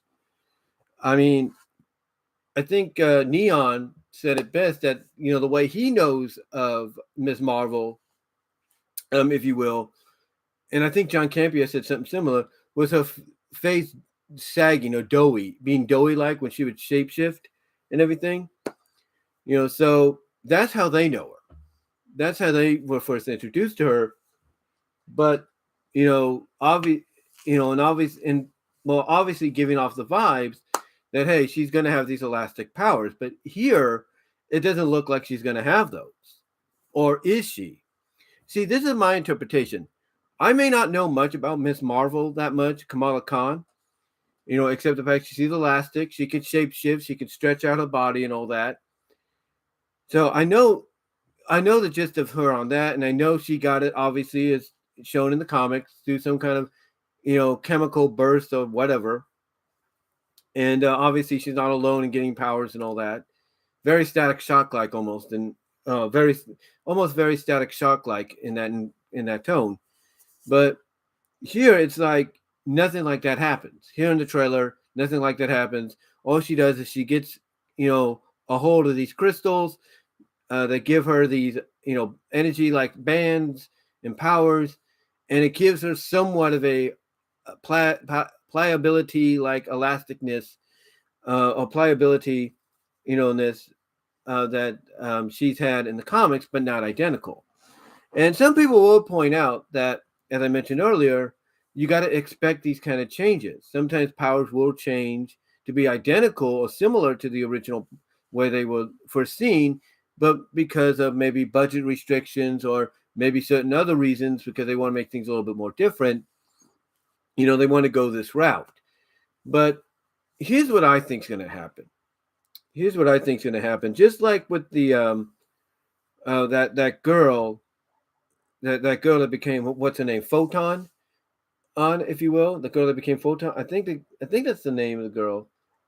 The girl in WandaVision that became Photon, the one that ended up getting powers on her own, thanks to Wanda. I think what's going to happen is that these crystals, because this is what I see occurring. Kamala is going to use the pliability, from these crystals. She's going to keep going with the pliabilityness from the crystal to make it look like she's stretchy and all that. But what's going to happen, and this is just my opinion, because this is supposed to tie into the second Captain Marvel movie, The Marvels. I think what's going to happen is she's going to end up absorbing that power, so that it's not just a thing she relies on when she has them in her hand and they create the energy bands, if you will, or bracelets. It's going to be absorbed into her. I think what's going to happen is it's going to be a different take to where, as we get closer to the movie, if not the movie itself, the energy bands are going to, or the energy itself is going to absorb into her body slowly, to the point that she won't be needing the crystals anymore, and because the power is now part of her, and it's going to allow her powers to evolve even more, to where not only is she going to have the pliability that she's known for, but it's going to allow her to shapeshift into whoever, or maybe even whatever she needs to turn into. Now, knowing Marvel, they wouldn't have her do the melting gag. They could if they wanted to do that for story purposes, to show how far, to show how evolved her powers have become now that, now that she has the power of the crystals inside of her. They could do it, just for comedic purposes or funsies, but I don't think they will. I think honestly what's going to happen is they're going to have her, like I said, over time in the series, maybe as well as possibly the movie, have those crystals that she's using have that energy absorbed into her body, to a point that, when she tries to use the crystals, she'll notice that they're not there anymore, but she'll still feel the energy. Like, when she needs to use the crystals and they're not there anymore, or they're drained, she'll want to use the energy to probably save the day, whether it's in the finale or whatever the case is. That's when we're going to see the fact, or find out the fact, that she's absorbed most of the energy into her body, and now she's just basically as she is, or is presented in the comics. It's just the way they're doing it right now is a little bit more different, a little bit more of a different take on her origins, which, like I said, some are okay with it, some are okay with it, because it's, it is a little different, but it probably, because like me, I think what they realize is it's going to eventually lead to that moment. It's eventually going to lead to that that time, if you will, but that you know, it's just going to be a different take. It's going to be a different direction that Kevin Feige is going in with her. So to me, I look at the fact that not only is it going to be a different take in going in the direction to where she fully gets to where she fully becomes what people know her as, but you know, it's going to be more of a adjusting to. It's going to be more of a getting used to kind of deal. Because if this was a big screen movie, like I think they originally wanted it to be, then there's no doubt they probably would have gone in the direction you see in the comics, or at least identical to it. But since this is now just a Disney Plus scenario, to me, it's going to take time. It's going to take time before she fully, becomes the way she is. Because if you look at WandaVision, everybody was always hoping, when is Wanda going to get her iconic outfit? When is she going to be that way? And it took time, but guess what? At the end of the series, what happened? She got her iconic outfit. She found out about her origins and everything, and went, or at least her origins at the time, and went from there. So it took time, but we got the Wanda look that we've been hoping for on screen. And when you look at Miss Marvel, I think the same thing's going to happen here. That basically it's going to take time before she ends up having the powers identical to what you see in the comics and what you've seen in other interpretations. And I think it's all going to deal with the fact that those energy crystals that she uses to create those energy bands, they give her powers that allow her to have that pliability likeness, ability, to utilize that over time, those powers are going to absorb into her body, and she's going to be able to use her powers of pliability, elasticness, shapeshifting, whatever you want to call it, without the use of the crystals, in her fist, or without the bands, around her wrist, because they would have been absorbed into her body. But yeah, getting back to the trailer, like I said, it dropped, and like I said, it's gotten pretty much, kind of 50-50, just about 50-50. Some like it, some don't. Some like it and are cool with the direction they're going with her origin and powers and how she got them. Some don't like it, because some like it, but they don't like the direction of where they're going with on the how she got her powers, and they want to have it, and they feel it should have just stayed the way it was. And some don't like it because they feel it's too, you know, um, a too Disney Channel, teen boppy like, if you will. But to me, I think it's going to surprise you. I think it's going to surprise you. And just like with WandaVision, I think it's going to be one of those kind of stories that in the end, honestly, is going to be something that, you know, will really, you know, I guess you could say, succeed your expectations.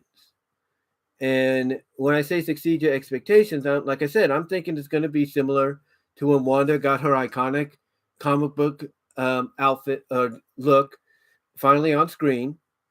I think the same is going to happen with Kamala, that she's going to end up over time absorbing the powers of those crystals, and that's how she's going to have her powers, on a permanent basis, because it's going to reside within her, and she'll become the Kamala Harris, well, not Kamala Harris, but Kamala Khan.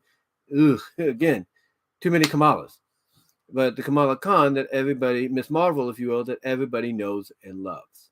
So I look at it this way. I say, give this a chance. You have maybe one more trailer to go. And I think that one more trailer will give you a better idea of exactly maybe the direction they're heading in with her permanently getting her powers. Because I think, again, she's going to absorb these crystals' energy into her, and that's how she's going to permanently become, Miss Marvel, the pliability, shape-shifting girl, in my opinion. So yeah, those are just my thoughts on the Miss Marvel trailer dropping. My thoughts on people's reactions to it, and where I think honestly we could be heading with her becoming more like what you see in the comics and in the other interpretations. All right, on to the fourth topic here at 1 hour and 45 minutes. The NCAA basketball tournament has begun. Yeah. And believe it or not, it's one of those times where the basketball tournament just snuck up on you. I mean, I knew it was coming. I knew it was around the bend. I just didn't think it was, this close. And last night we had the first four, if you will, where I think, and that would be my mom. Hold on.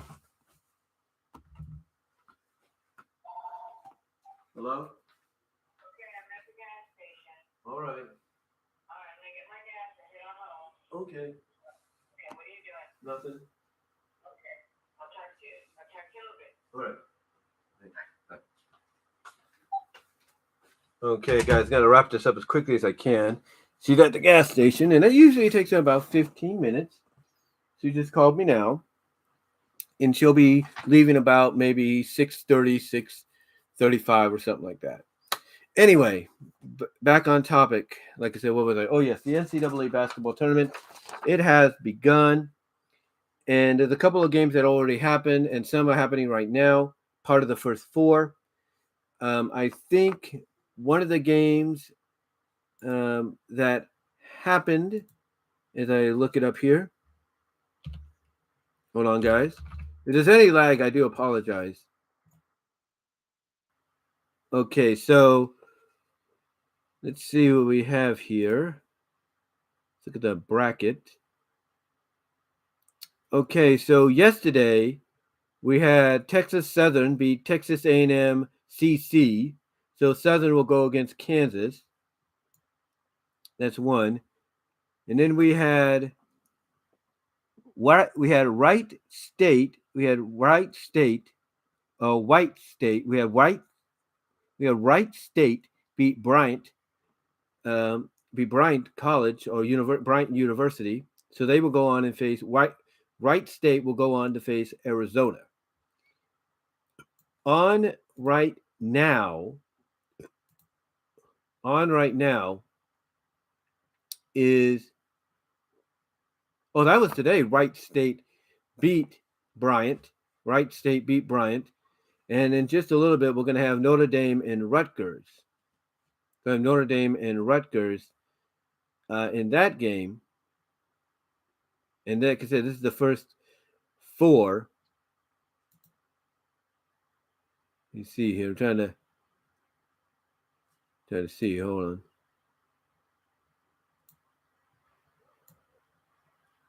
Oh yeah, Indiana beat Wyoming, so Indiana will face St. Mary's in the tournament, and Wright State today beat Bryant University. Bryant University. Wright State beat Bryant University, and Texas Southern beat Texas A&M CNC. And then the next one coming up is Notre Dame and Rutgers. So yeah, the NCAA tournament began yesterday, but it's called the First Four, and it will continue today. It is continuing today, and it will continue tomorrow and for the next several weeks. And like I said, it just came out of nowhere, guys. It's like I had this feeling. And I tuned in on Sunday, and I saw, oh, wait a minute, the bracket's already going to be talked about. Well, not Sunday, but I tuned in Saturday, and I saw some championship games happening. I thought, okay, brackets are going to be announced on Sunday, and they were. But what's ironic is for the first time in a while, we actually had some games played on that day. Now, I'm not saying it's not the first time, but it is kind of ironic that we've had them for the first time, multiple actually, for a while. And I think it's all due to the pandemic pushing things off and everything, to later dates and making that happen. But anyway, yeah, the NCAA tournament is happening. I think, let me see where it's located at, guys. Hold on. Again, I do apologize for any lag. Hold on. March Madness. The brackets. Let's see. Trying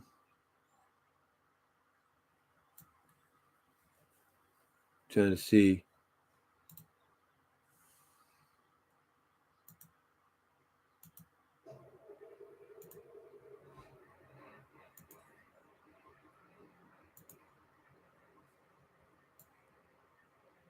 Trying to see here. Hold on.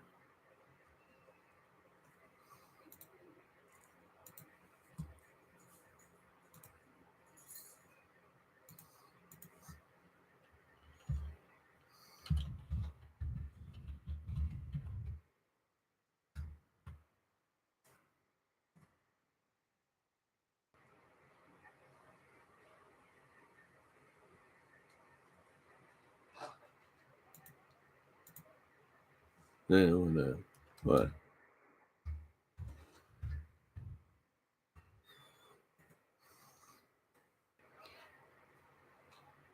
New Orleans. It'll take place in New Orleans. It looks like it's going to be at the Superdome. That's what I'm assuming. Yeah, the Caesars Superdome. So yeah, like I said, it just came out of nowhere. But and the reason I think the reason some of the games, some of the championship games were played on Sunday, to climax with the bracket announcements, was due to the fact of, like I said, the pandemic pushed it back and everything. But this is going to be an interesting scenario because TBS and TNT and True TV all, showcase some games. I don't think any of them will interfere if you're an all elite wrestling fan. I don't think anything will interfere with AEW, except for maybe Rampage being pushed back, but we'll see. Um, but besides that, yeah, this is gonna. I'll say this is probably going to be one of the more watched NCAA tournaments, despite the fact that it came out of nowhere, literally. And the reason I think it's going to be one of the more watched is because people, feel that, you know, the NCAA tournament, like baseball, needs to have a season to where things, feel normal again. And I think people attending these games, students, families, wherever, are going to do that. They're going to, every venue, I look at it this way, it may not be a sellout, but it'll be close to it because, they're going to want to enjoy this. Because this year, the NCAA basketball tournament, March Madness, it's a spring tradition. It's a kickoff to the spring season, if you will. And our spring breaks to correlate with March Madness so that people can watch it. People can watch it. So, yeah, the NCAA tournament has begun. I'm definitely favoring Kansas. I want Kansas to win. They are a number one seed. But they'll always put in a bracket, the Midwest bracket in this case, and it always seems to be probably the toughest obstacle for any team to go through, in my opinion. But here's hoping they go all the way. Hoping. Not saying that's going to happen. But overall, yeah, that's I really can't say any more than that, except the time has come, and hopefully Paramount Plus will give us the ability to watch replays of the games that we missed because of maybe work and all that. And I think that would be a great benefit in the end. So, yeah, the NCAA tournament is up and running, guys. And I don't know who your teams are that you're favoring, but I spent 7.5 years in Kansas, or in Lawrence, Kansas, 7.5 years. In Lawrence, actually 6.5. No, actually, yeah, 7 years. I spent 7 years, 7.5 years in Lawrence, Kansas. A lot of those years before that in Oskaloosa. So I am someone that supports the Jayhawks. I've been in Allen Fieldhouse. I've been at Memorial Stadium. So, yeah, even though I'm here in California, I hope the Jayhawks go all the way. And maybe we'll get Gonzaga and Kansas. I think that would be a great matchup. I really do. Okay, next up on the list here is we go from number 4 to number 5. At number 5, the Fairly Odd Parents, and we're doing this at an hour and 54 minutes, 30 seconds. The Fairly Odd Parents, Fairly Odder series trailer getting massive negative reaction. And honestly, folks, I don't think anybody can blame, people for being upset about this because it's like, seriously, you're going to reintroduce it. You're going to continue the Fairly Odd Parents legacy in this manner. And it's not the fact that they're continuing it. Um, it's not the fact that they continuing it at all. I mean, it is somewhat still a popular IP, but everybody expected that if a spin-off, a continuation was going to happen, it would be animated. This is not the case. This is basically taking the animated versions of Wanda and Cosmo and putting them into a live action setting. And that doesn't work. I mean, yeah, they do give you an example of, okay, some wishes go crazy. Like there's a scene in the trailer where one girl that's dancing with, I guess, the nephew or the cousin of Timmy, a grown-up Timmy. This one girl gets turned into a golden statue and everything. And I don't think that's permanent, only for the episode because we've seen it before. But yeah, a lot of people just did not like this. They feel it's like, okay, if you want to have Timmy pass his Fairly Odd Parents off to, his cousins, if you will, his nieces, nephews, then that's fine. But, why not have it be animated? Why not go the animated route? And I have to agree with that. Now, unless they are going to do episodes to where the cousins end up going into the fairy world and they become animated, I can understand maybe that being somewhat of a justification of the fact that, okay, it is going to be staying true to its roots, but only when the kids go into the animated world onto the animated world of Fairyland, whatever it's called, or if it's mainly focused on Cosmo and Wanda being in Fairyland, okay, maybe there's justification. But if it's going to be basically where, it's just, live action, here's the animated characters of Wanda, Cosmo, and this big Arnold Schwarzenegger fairy-like guy, it doesn't work. It does not work whatsoever. And, and I get it. I get it. You feel like, hey, we can appeal to a more grander, audience, if you will. We can appeal to more of a grander, more wider demographic. But that's not always the case. Because mainly what you're doing is you're basically, I guess you could say, disregarding the fan base that helped make Fairly Odd Parents what it was.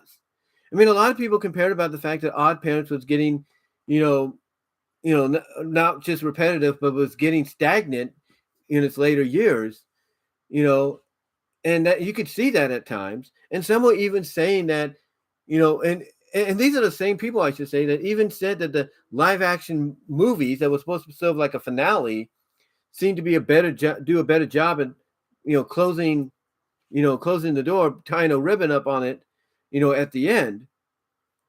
But that this is not necessary. That basically you're not leaving things as it is, because to them the live action films felt like a decent finale. Well, here it feels like you're just trying to dig up properties that don't need to be rebooted or soft rebooted or soft continued, whatever you want to call it, in this manner, all because you're trying to find something to make money off of. And I do agree with this. I mean, I saw the trailer, and look, some people would say looks can be deceiving, but honestly, thinking about it now, I do see what they're talking about. And to me, I think it's best if, Nickelodeon, Paramount, they leave this be.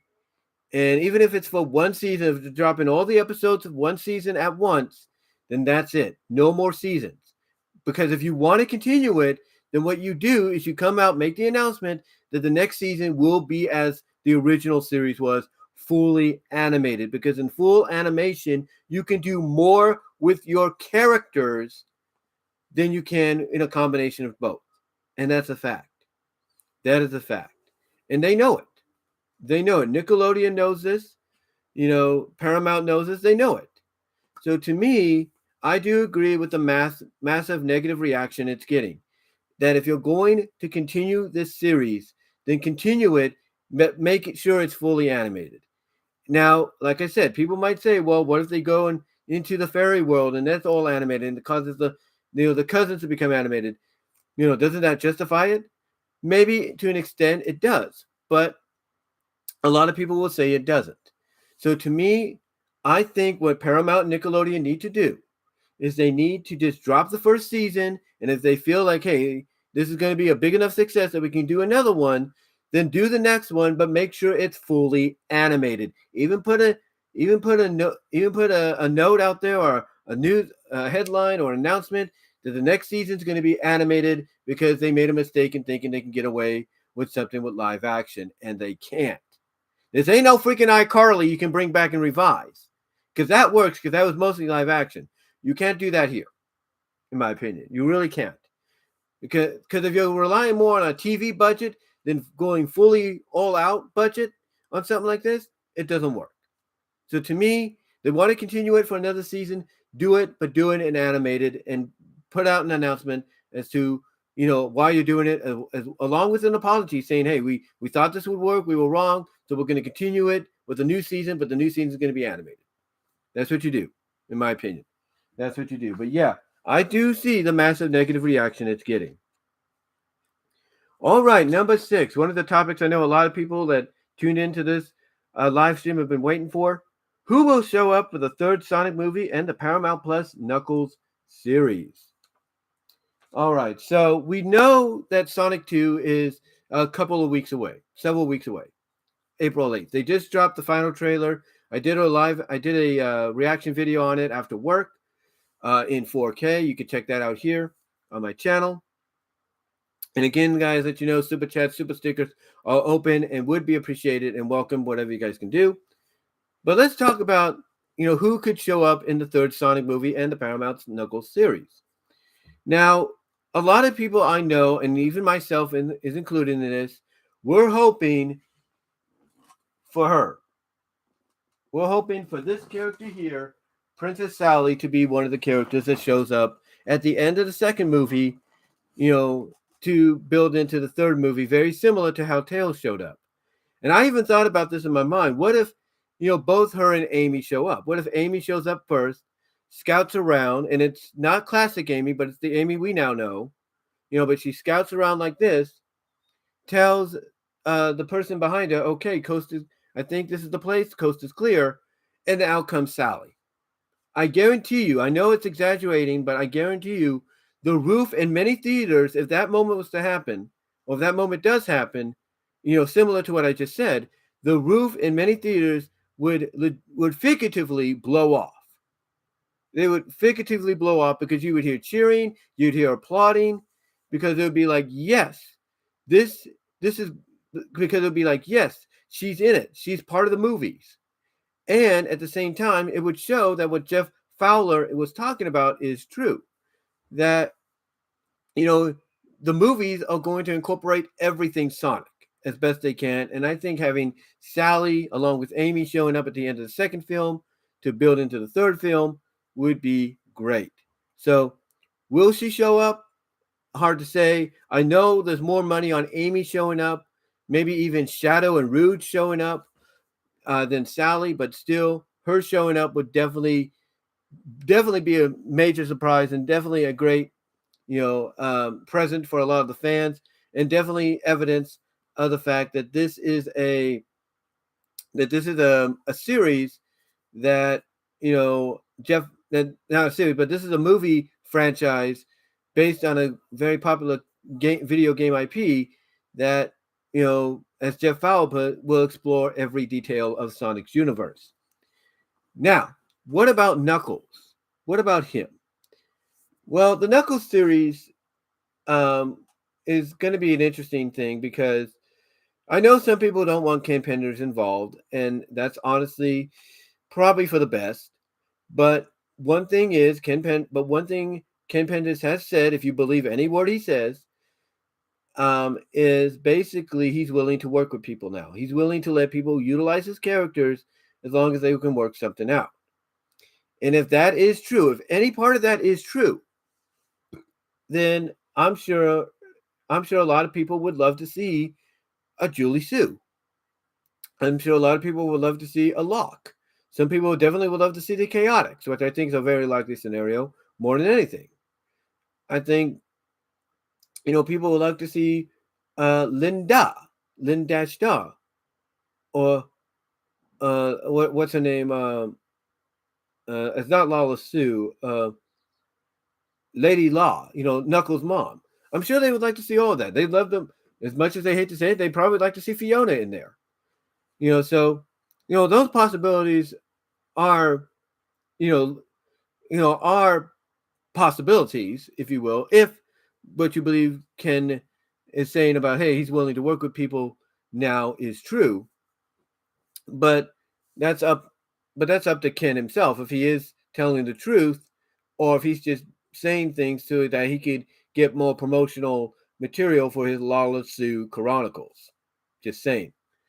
But the likelihood of the Chaotix showing up, I think, I think it's obvious. I think Rouge showing up is possible. There's no doubt because of a connection with Knuckles. Shadow maybe, but more than likely, I think they would be saving Shadow for the movie. Sally maybe. This might be where Sally shows up because in the comics, especially the Knuckle comics issue, I think one of the final issues of Knuckles, it's revealed that him and Sally, it's revealed in the main Sonic comics, but it's touched upon more in the Knuckles comics that they were friends. They were friends growing up. And they have a connection, so that could be explored. A lot of things could happen. We could see Knuckles interacting with the owls and finding out more. Maybe Eve Longclaw is alive. I'm not saying she is, but we'll find out in the movie because it looks like that's the direction they're going in. Then he'll interact with her. So there's a lot of possibilities. There's a lot of possibilities to be utilized when it comes to a Knuckles series.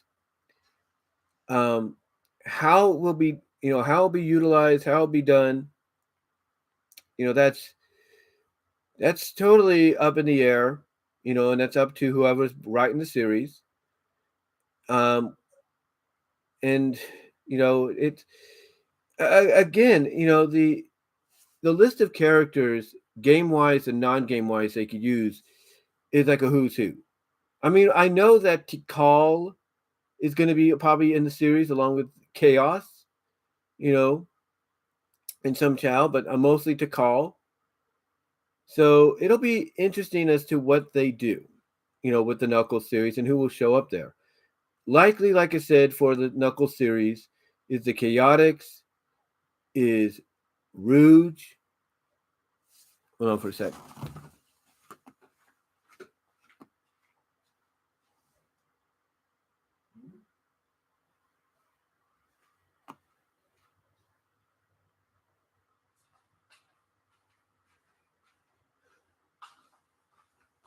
Just checking something there. But like I said, more than likely for the Knuckles series showing up there,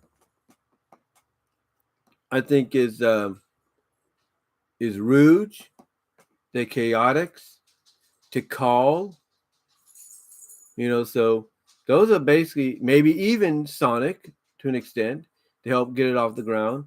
But I look at Tikal, Rouge, and the Chaotix as being the most likely to show up in the Knuckles series than anything.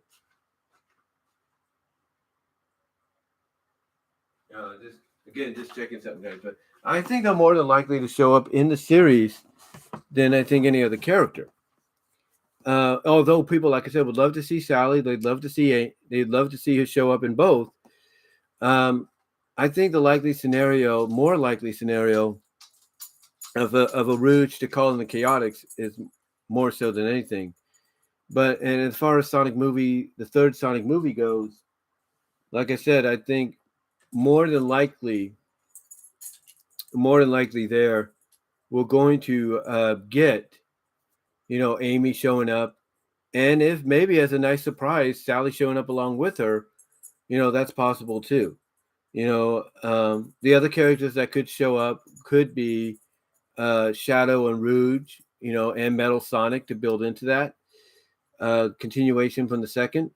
But again, it's up to what Jeff Fowler is planning and what he's got up his sleeve, and we'll have to go from there. But those are just my ideas, my personal ideas of who I think will show up in the movie at the end of the second movie to build into the third movie, and who I think will show up in the Knuckles series.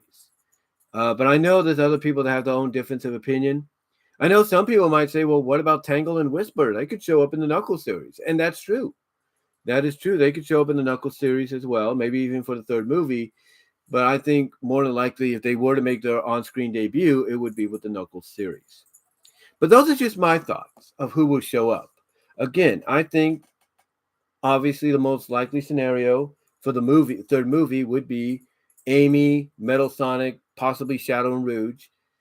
For the Knuckles series, the Chaotix, Rouge, Tikal, I think it's the most likely ones, and possible wild cards, and hopefully reality based Ace Truth. Hopefully that would be Dreams Come True, Sally maybe showing up, and if Penders is right to what he says, true to what he says, maybe some of his characters without a problem. Who knows? But those are just my thoughts on who I think will show up in the third Sonic movie and the Knuckles series. All right, moving on to the seventh topic. At 2 hours and 11 minutes and 15 seconds, would any broadcast network cancel the airings of yearly award shows? Now, this one should be a little quick and everything, but as a lot of you probably know, the Oscars came out, and well, not Oscars, but the ABC network who broadcast the Oscars came out and said that if they did not take out a certain amount of categories, from the live broadcast, that they would not broadcast the Oscars. Well, the Oscars worked out some kind of deal to where the categories they would take out, which were I think 8 in total, they would do before the live broadcast, and then when the live broadcast happened, they would, later on in the show, slice those in, edit those in, so that you would still get somewhat of the full presentation, but more on a, I guess you could say, subtle, it's very subtle, like moment, a very subtle like moment. Now, the question is, would any networks cancel them? Well, that's up in the air. That's kind of a good question. I don't know if NBC canceled the Golden Globes this year, because I didn't notice them on. So they may have. That is possible. If that is the case. But I think if it's something like the Oscars, if it's something like the Grammys, if you will, maybe even the American Music Awards or the CMAs, I look at the fact that those are the kind of award shows, in my opinion, that would not see cancellation. They wouldn't. Because the Oscars, they bring in a lot of views. Same with the CMAs, same with the Grammys and the American Music Awards. The AMAs, the CMAs,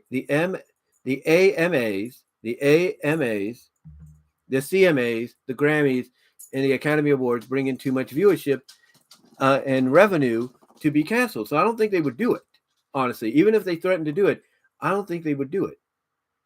I think the only reason networks would threaten to cancel, these events is if, like I said, if there was too many categories and they didn't want to basically bore people that were watching at home.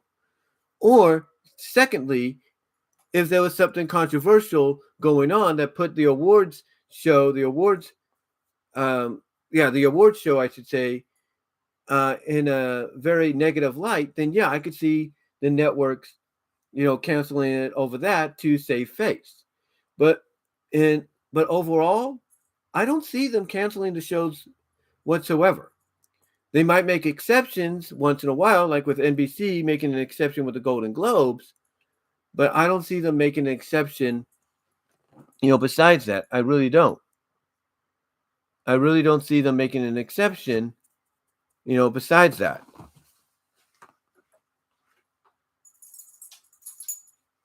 Like I said, I don't really see them making an exception besides that. I think that, again, all the broadcast networks will do is say, hey, we're going to do this if you don't do this. They're basically scaring them. And that's what somewhat ABC did with the Oscars. And that's why the Oscars worked out the deal that they did. Because ABC scared them in the fact that, oh, we're not going to broadcast your show if you don't take these, categories out. and that's what they did. That's what they did. So honestly, I don't think they'll cancel them. I really don't. I think it's more along the lines that when networks threaten to do it, unless something controversial comes up, like with the Golden Globes and stuff, and NBC doing what they did, I think a majority of the time, they're just going to keep airing them because it makes too much revenue, and the viewership numbers do go up. So I don't think they'll cancel them. I really don't. I think honestly, they'll keep them around, but the closest they'll get to canceling them is saying, "Hey, if you don't cut out these categories to shorten the length of the show, we might just do this," and that would be enough for the awards people, the people in charge of the Grammys, the CMAs, the AMAs, and the Oscars to say, "Okay, fine, you got to deal. We'll do what we got to do," and that's what will happen. That's what will happen, in my opinion. So, but yeah, that's what I. So honestly, I don't think networks would do it. I think it's more of a scare tactic than anything. I really do, with a few exceptions, like with NBC and the Golden Globes. But most of the time, it's a scare tactic. All right, on to the eighth and final topic here, and that is the legacy of Scott Hall, aka Razor Ramon, from a fan's perspective. Now, I've talked about his passing along with everybody else who's been talking about it. And like I said before, my prayers and condolences go out to his family and friends, those that he's worked with, those who are close to him, especially his family. He was a great character. He was a great character, a great in-ring performer.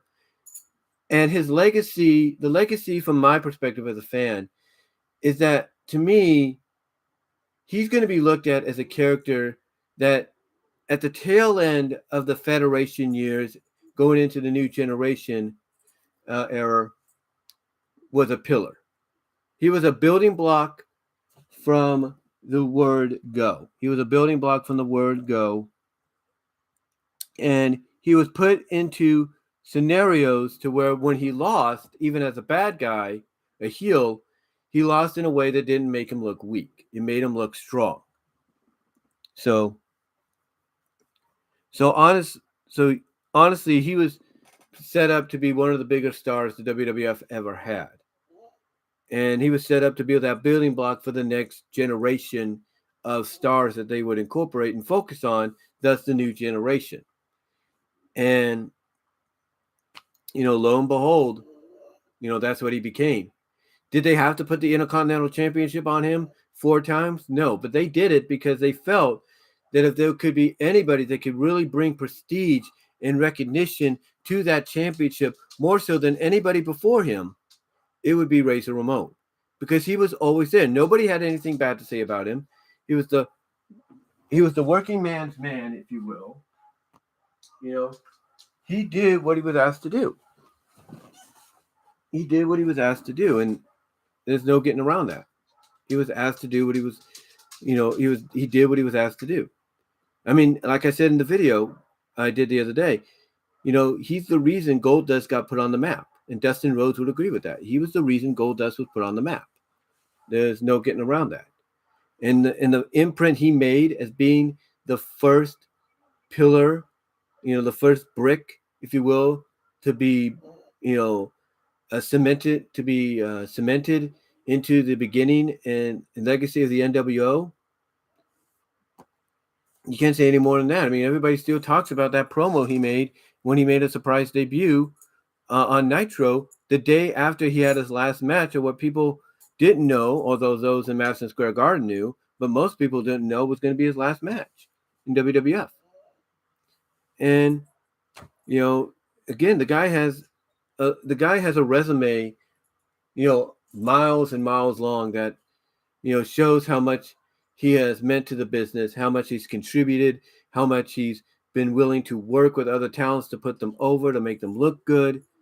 He has done a lot for the business that I think his legacy, the legacy of Scott Hall, Razor Ramon, will be that he was a guy that made the Intercontinental Championship, one of the more prestigious titles in history, winning it 4 times, more than anybody at that time frame, until Jericho broke it, years later, but more time than anybody, at that time frame.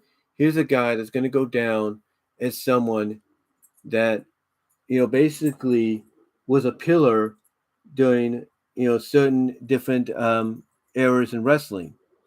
He was a pillar that was brought in to be built upon from the transition of the Federation era to the New Generation era.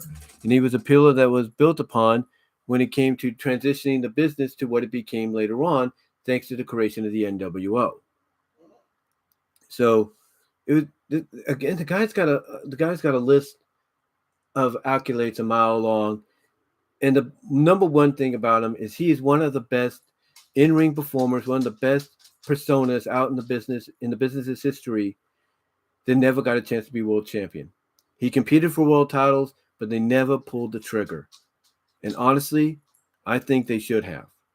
I think they should have pulled the trigger on him on the times that they had to. They had times they had the opportunity to.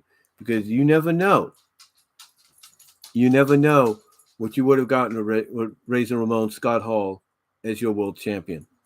So to me, if they would have pulled the trigger on him when they had a chance, I think, even if it was a brief title run, I think the way this guy presented his Razor Ramon character, the way he presented himself as himself in the NWO, even if it was for a brief period, I think honestly it would be a very memorable brief run, and I don't think anybody would be against it if it was for maybe a few weeks, maybe a month. So, yeah, again, the legacy of Scott Hall is one that's miles long and is one that nobody had a bad thing to say about him. He worked with people, he'll put them over, and he's just one of those guys that really put prestige in championships that he had. Whether it was tag titles with Kevin Nash, Giant, whether it was Intercontinental US TV title, he basically made those championships just as important as any other, just as important as the world championship of the organization he was part of. The only unfortunate thing was that despite how good he was, he never got a chance, even if it was brief, to be the world champion.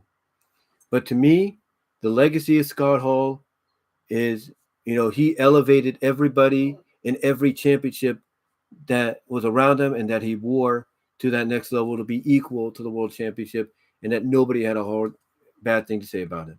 And like I said before, I was very fortunate to see him in person during the height of the Monday Night Wars in Topeka, Kansas at the Expo Center, doing that house show. So, yeah, the legacy of Scott, is one that people are going to talk about for a long, long time. And that's all I'm going to say, guys, for now. And that's going to do it. That's going to do it for today's topics on my mind for March 16th, 2022. Thank you all for joining me live. Really appreciate it. 10 likes is probably the most I've ever had in a live chat in quite some time. Thank you all for joining me. Again, if you want to help contribute to contribute financially, doing future videos that are premieres, there will be live chats during those premieres, so you can do super chats and super stickers there. Also, you can find me at Venmo at Brian-Walmer-2 to help financially support me there if you want to as well. Contribute to the show or to the brand to help things get better and bigger. Also, check me out at Cash App at BWRoses98 to help support me there. Also, check me out at BW Roses Discussions, all your favorite audio podcast locations except for Pandora. And you will find this in audio format very, very soon, hopefully. Probably in a few hours, because it's always gone into download mode almost immediately. So you can check it out on, like I said, all your favorite audio podcast platforms except for Pandora. Also check me out at divanart.com/BVW1979. Also check me out at Vimeo at BW Roses for content you can't get here on YouTube due to copyright reasons. Also check me out at patreon.com/BW Roses. To support me there with a $1 or $3 tier. $1 tier gets you a shout out, and $3 tier gets you a shout out and content you can't get anywhere else except there for a limited time. But again, guys, thank you all for joining me. Really appreciate those that joined me in the live chat and those that did tune in and will be tuning in later. So until next time, guys, my mom is just about home. I can feel it. I can sense it. And so until next time, guys, take care. God bless. I am out, and I will talk to y'all later. Thank you for supporting the channel. Talk to you later.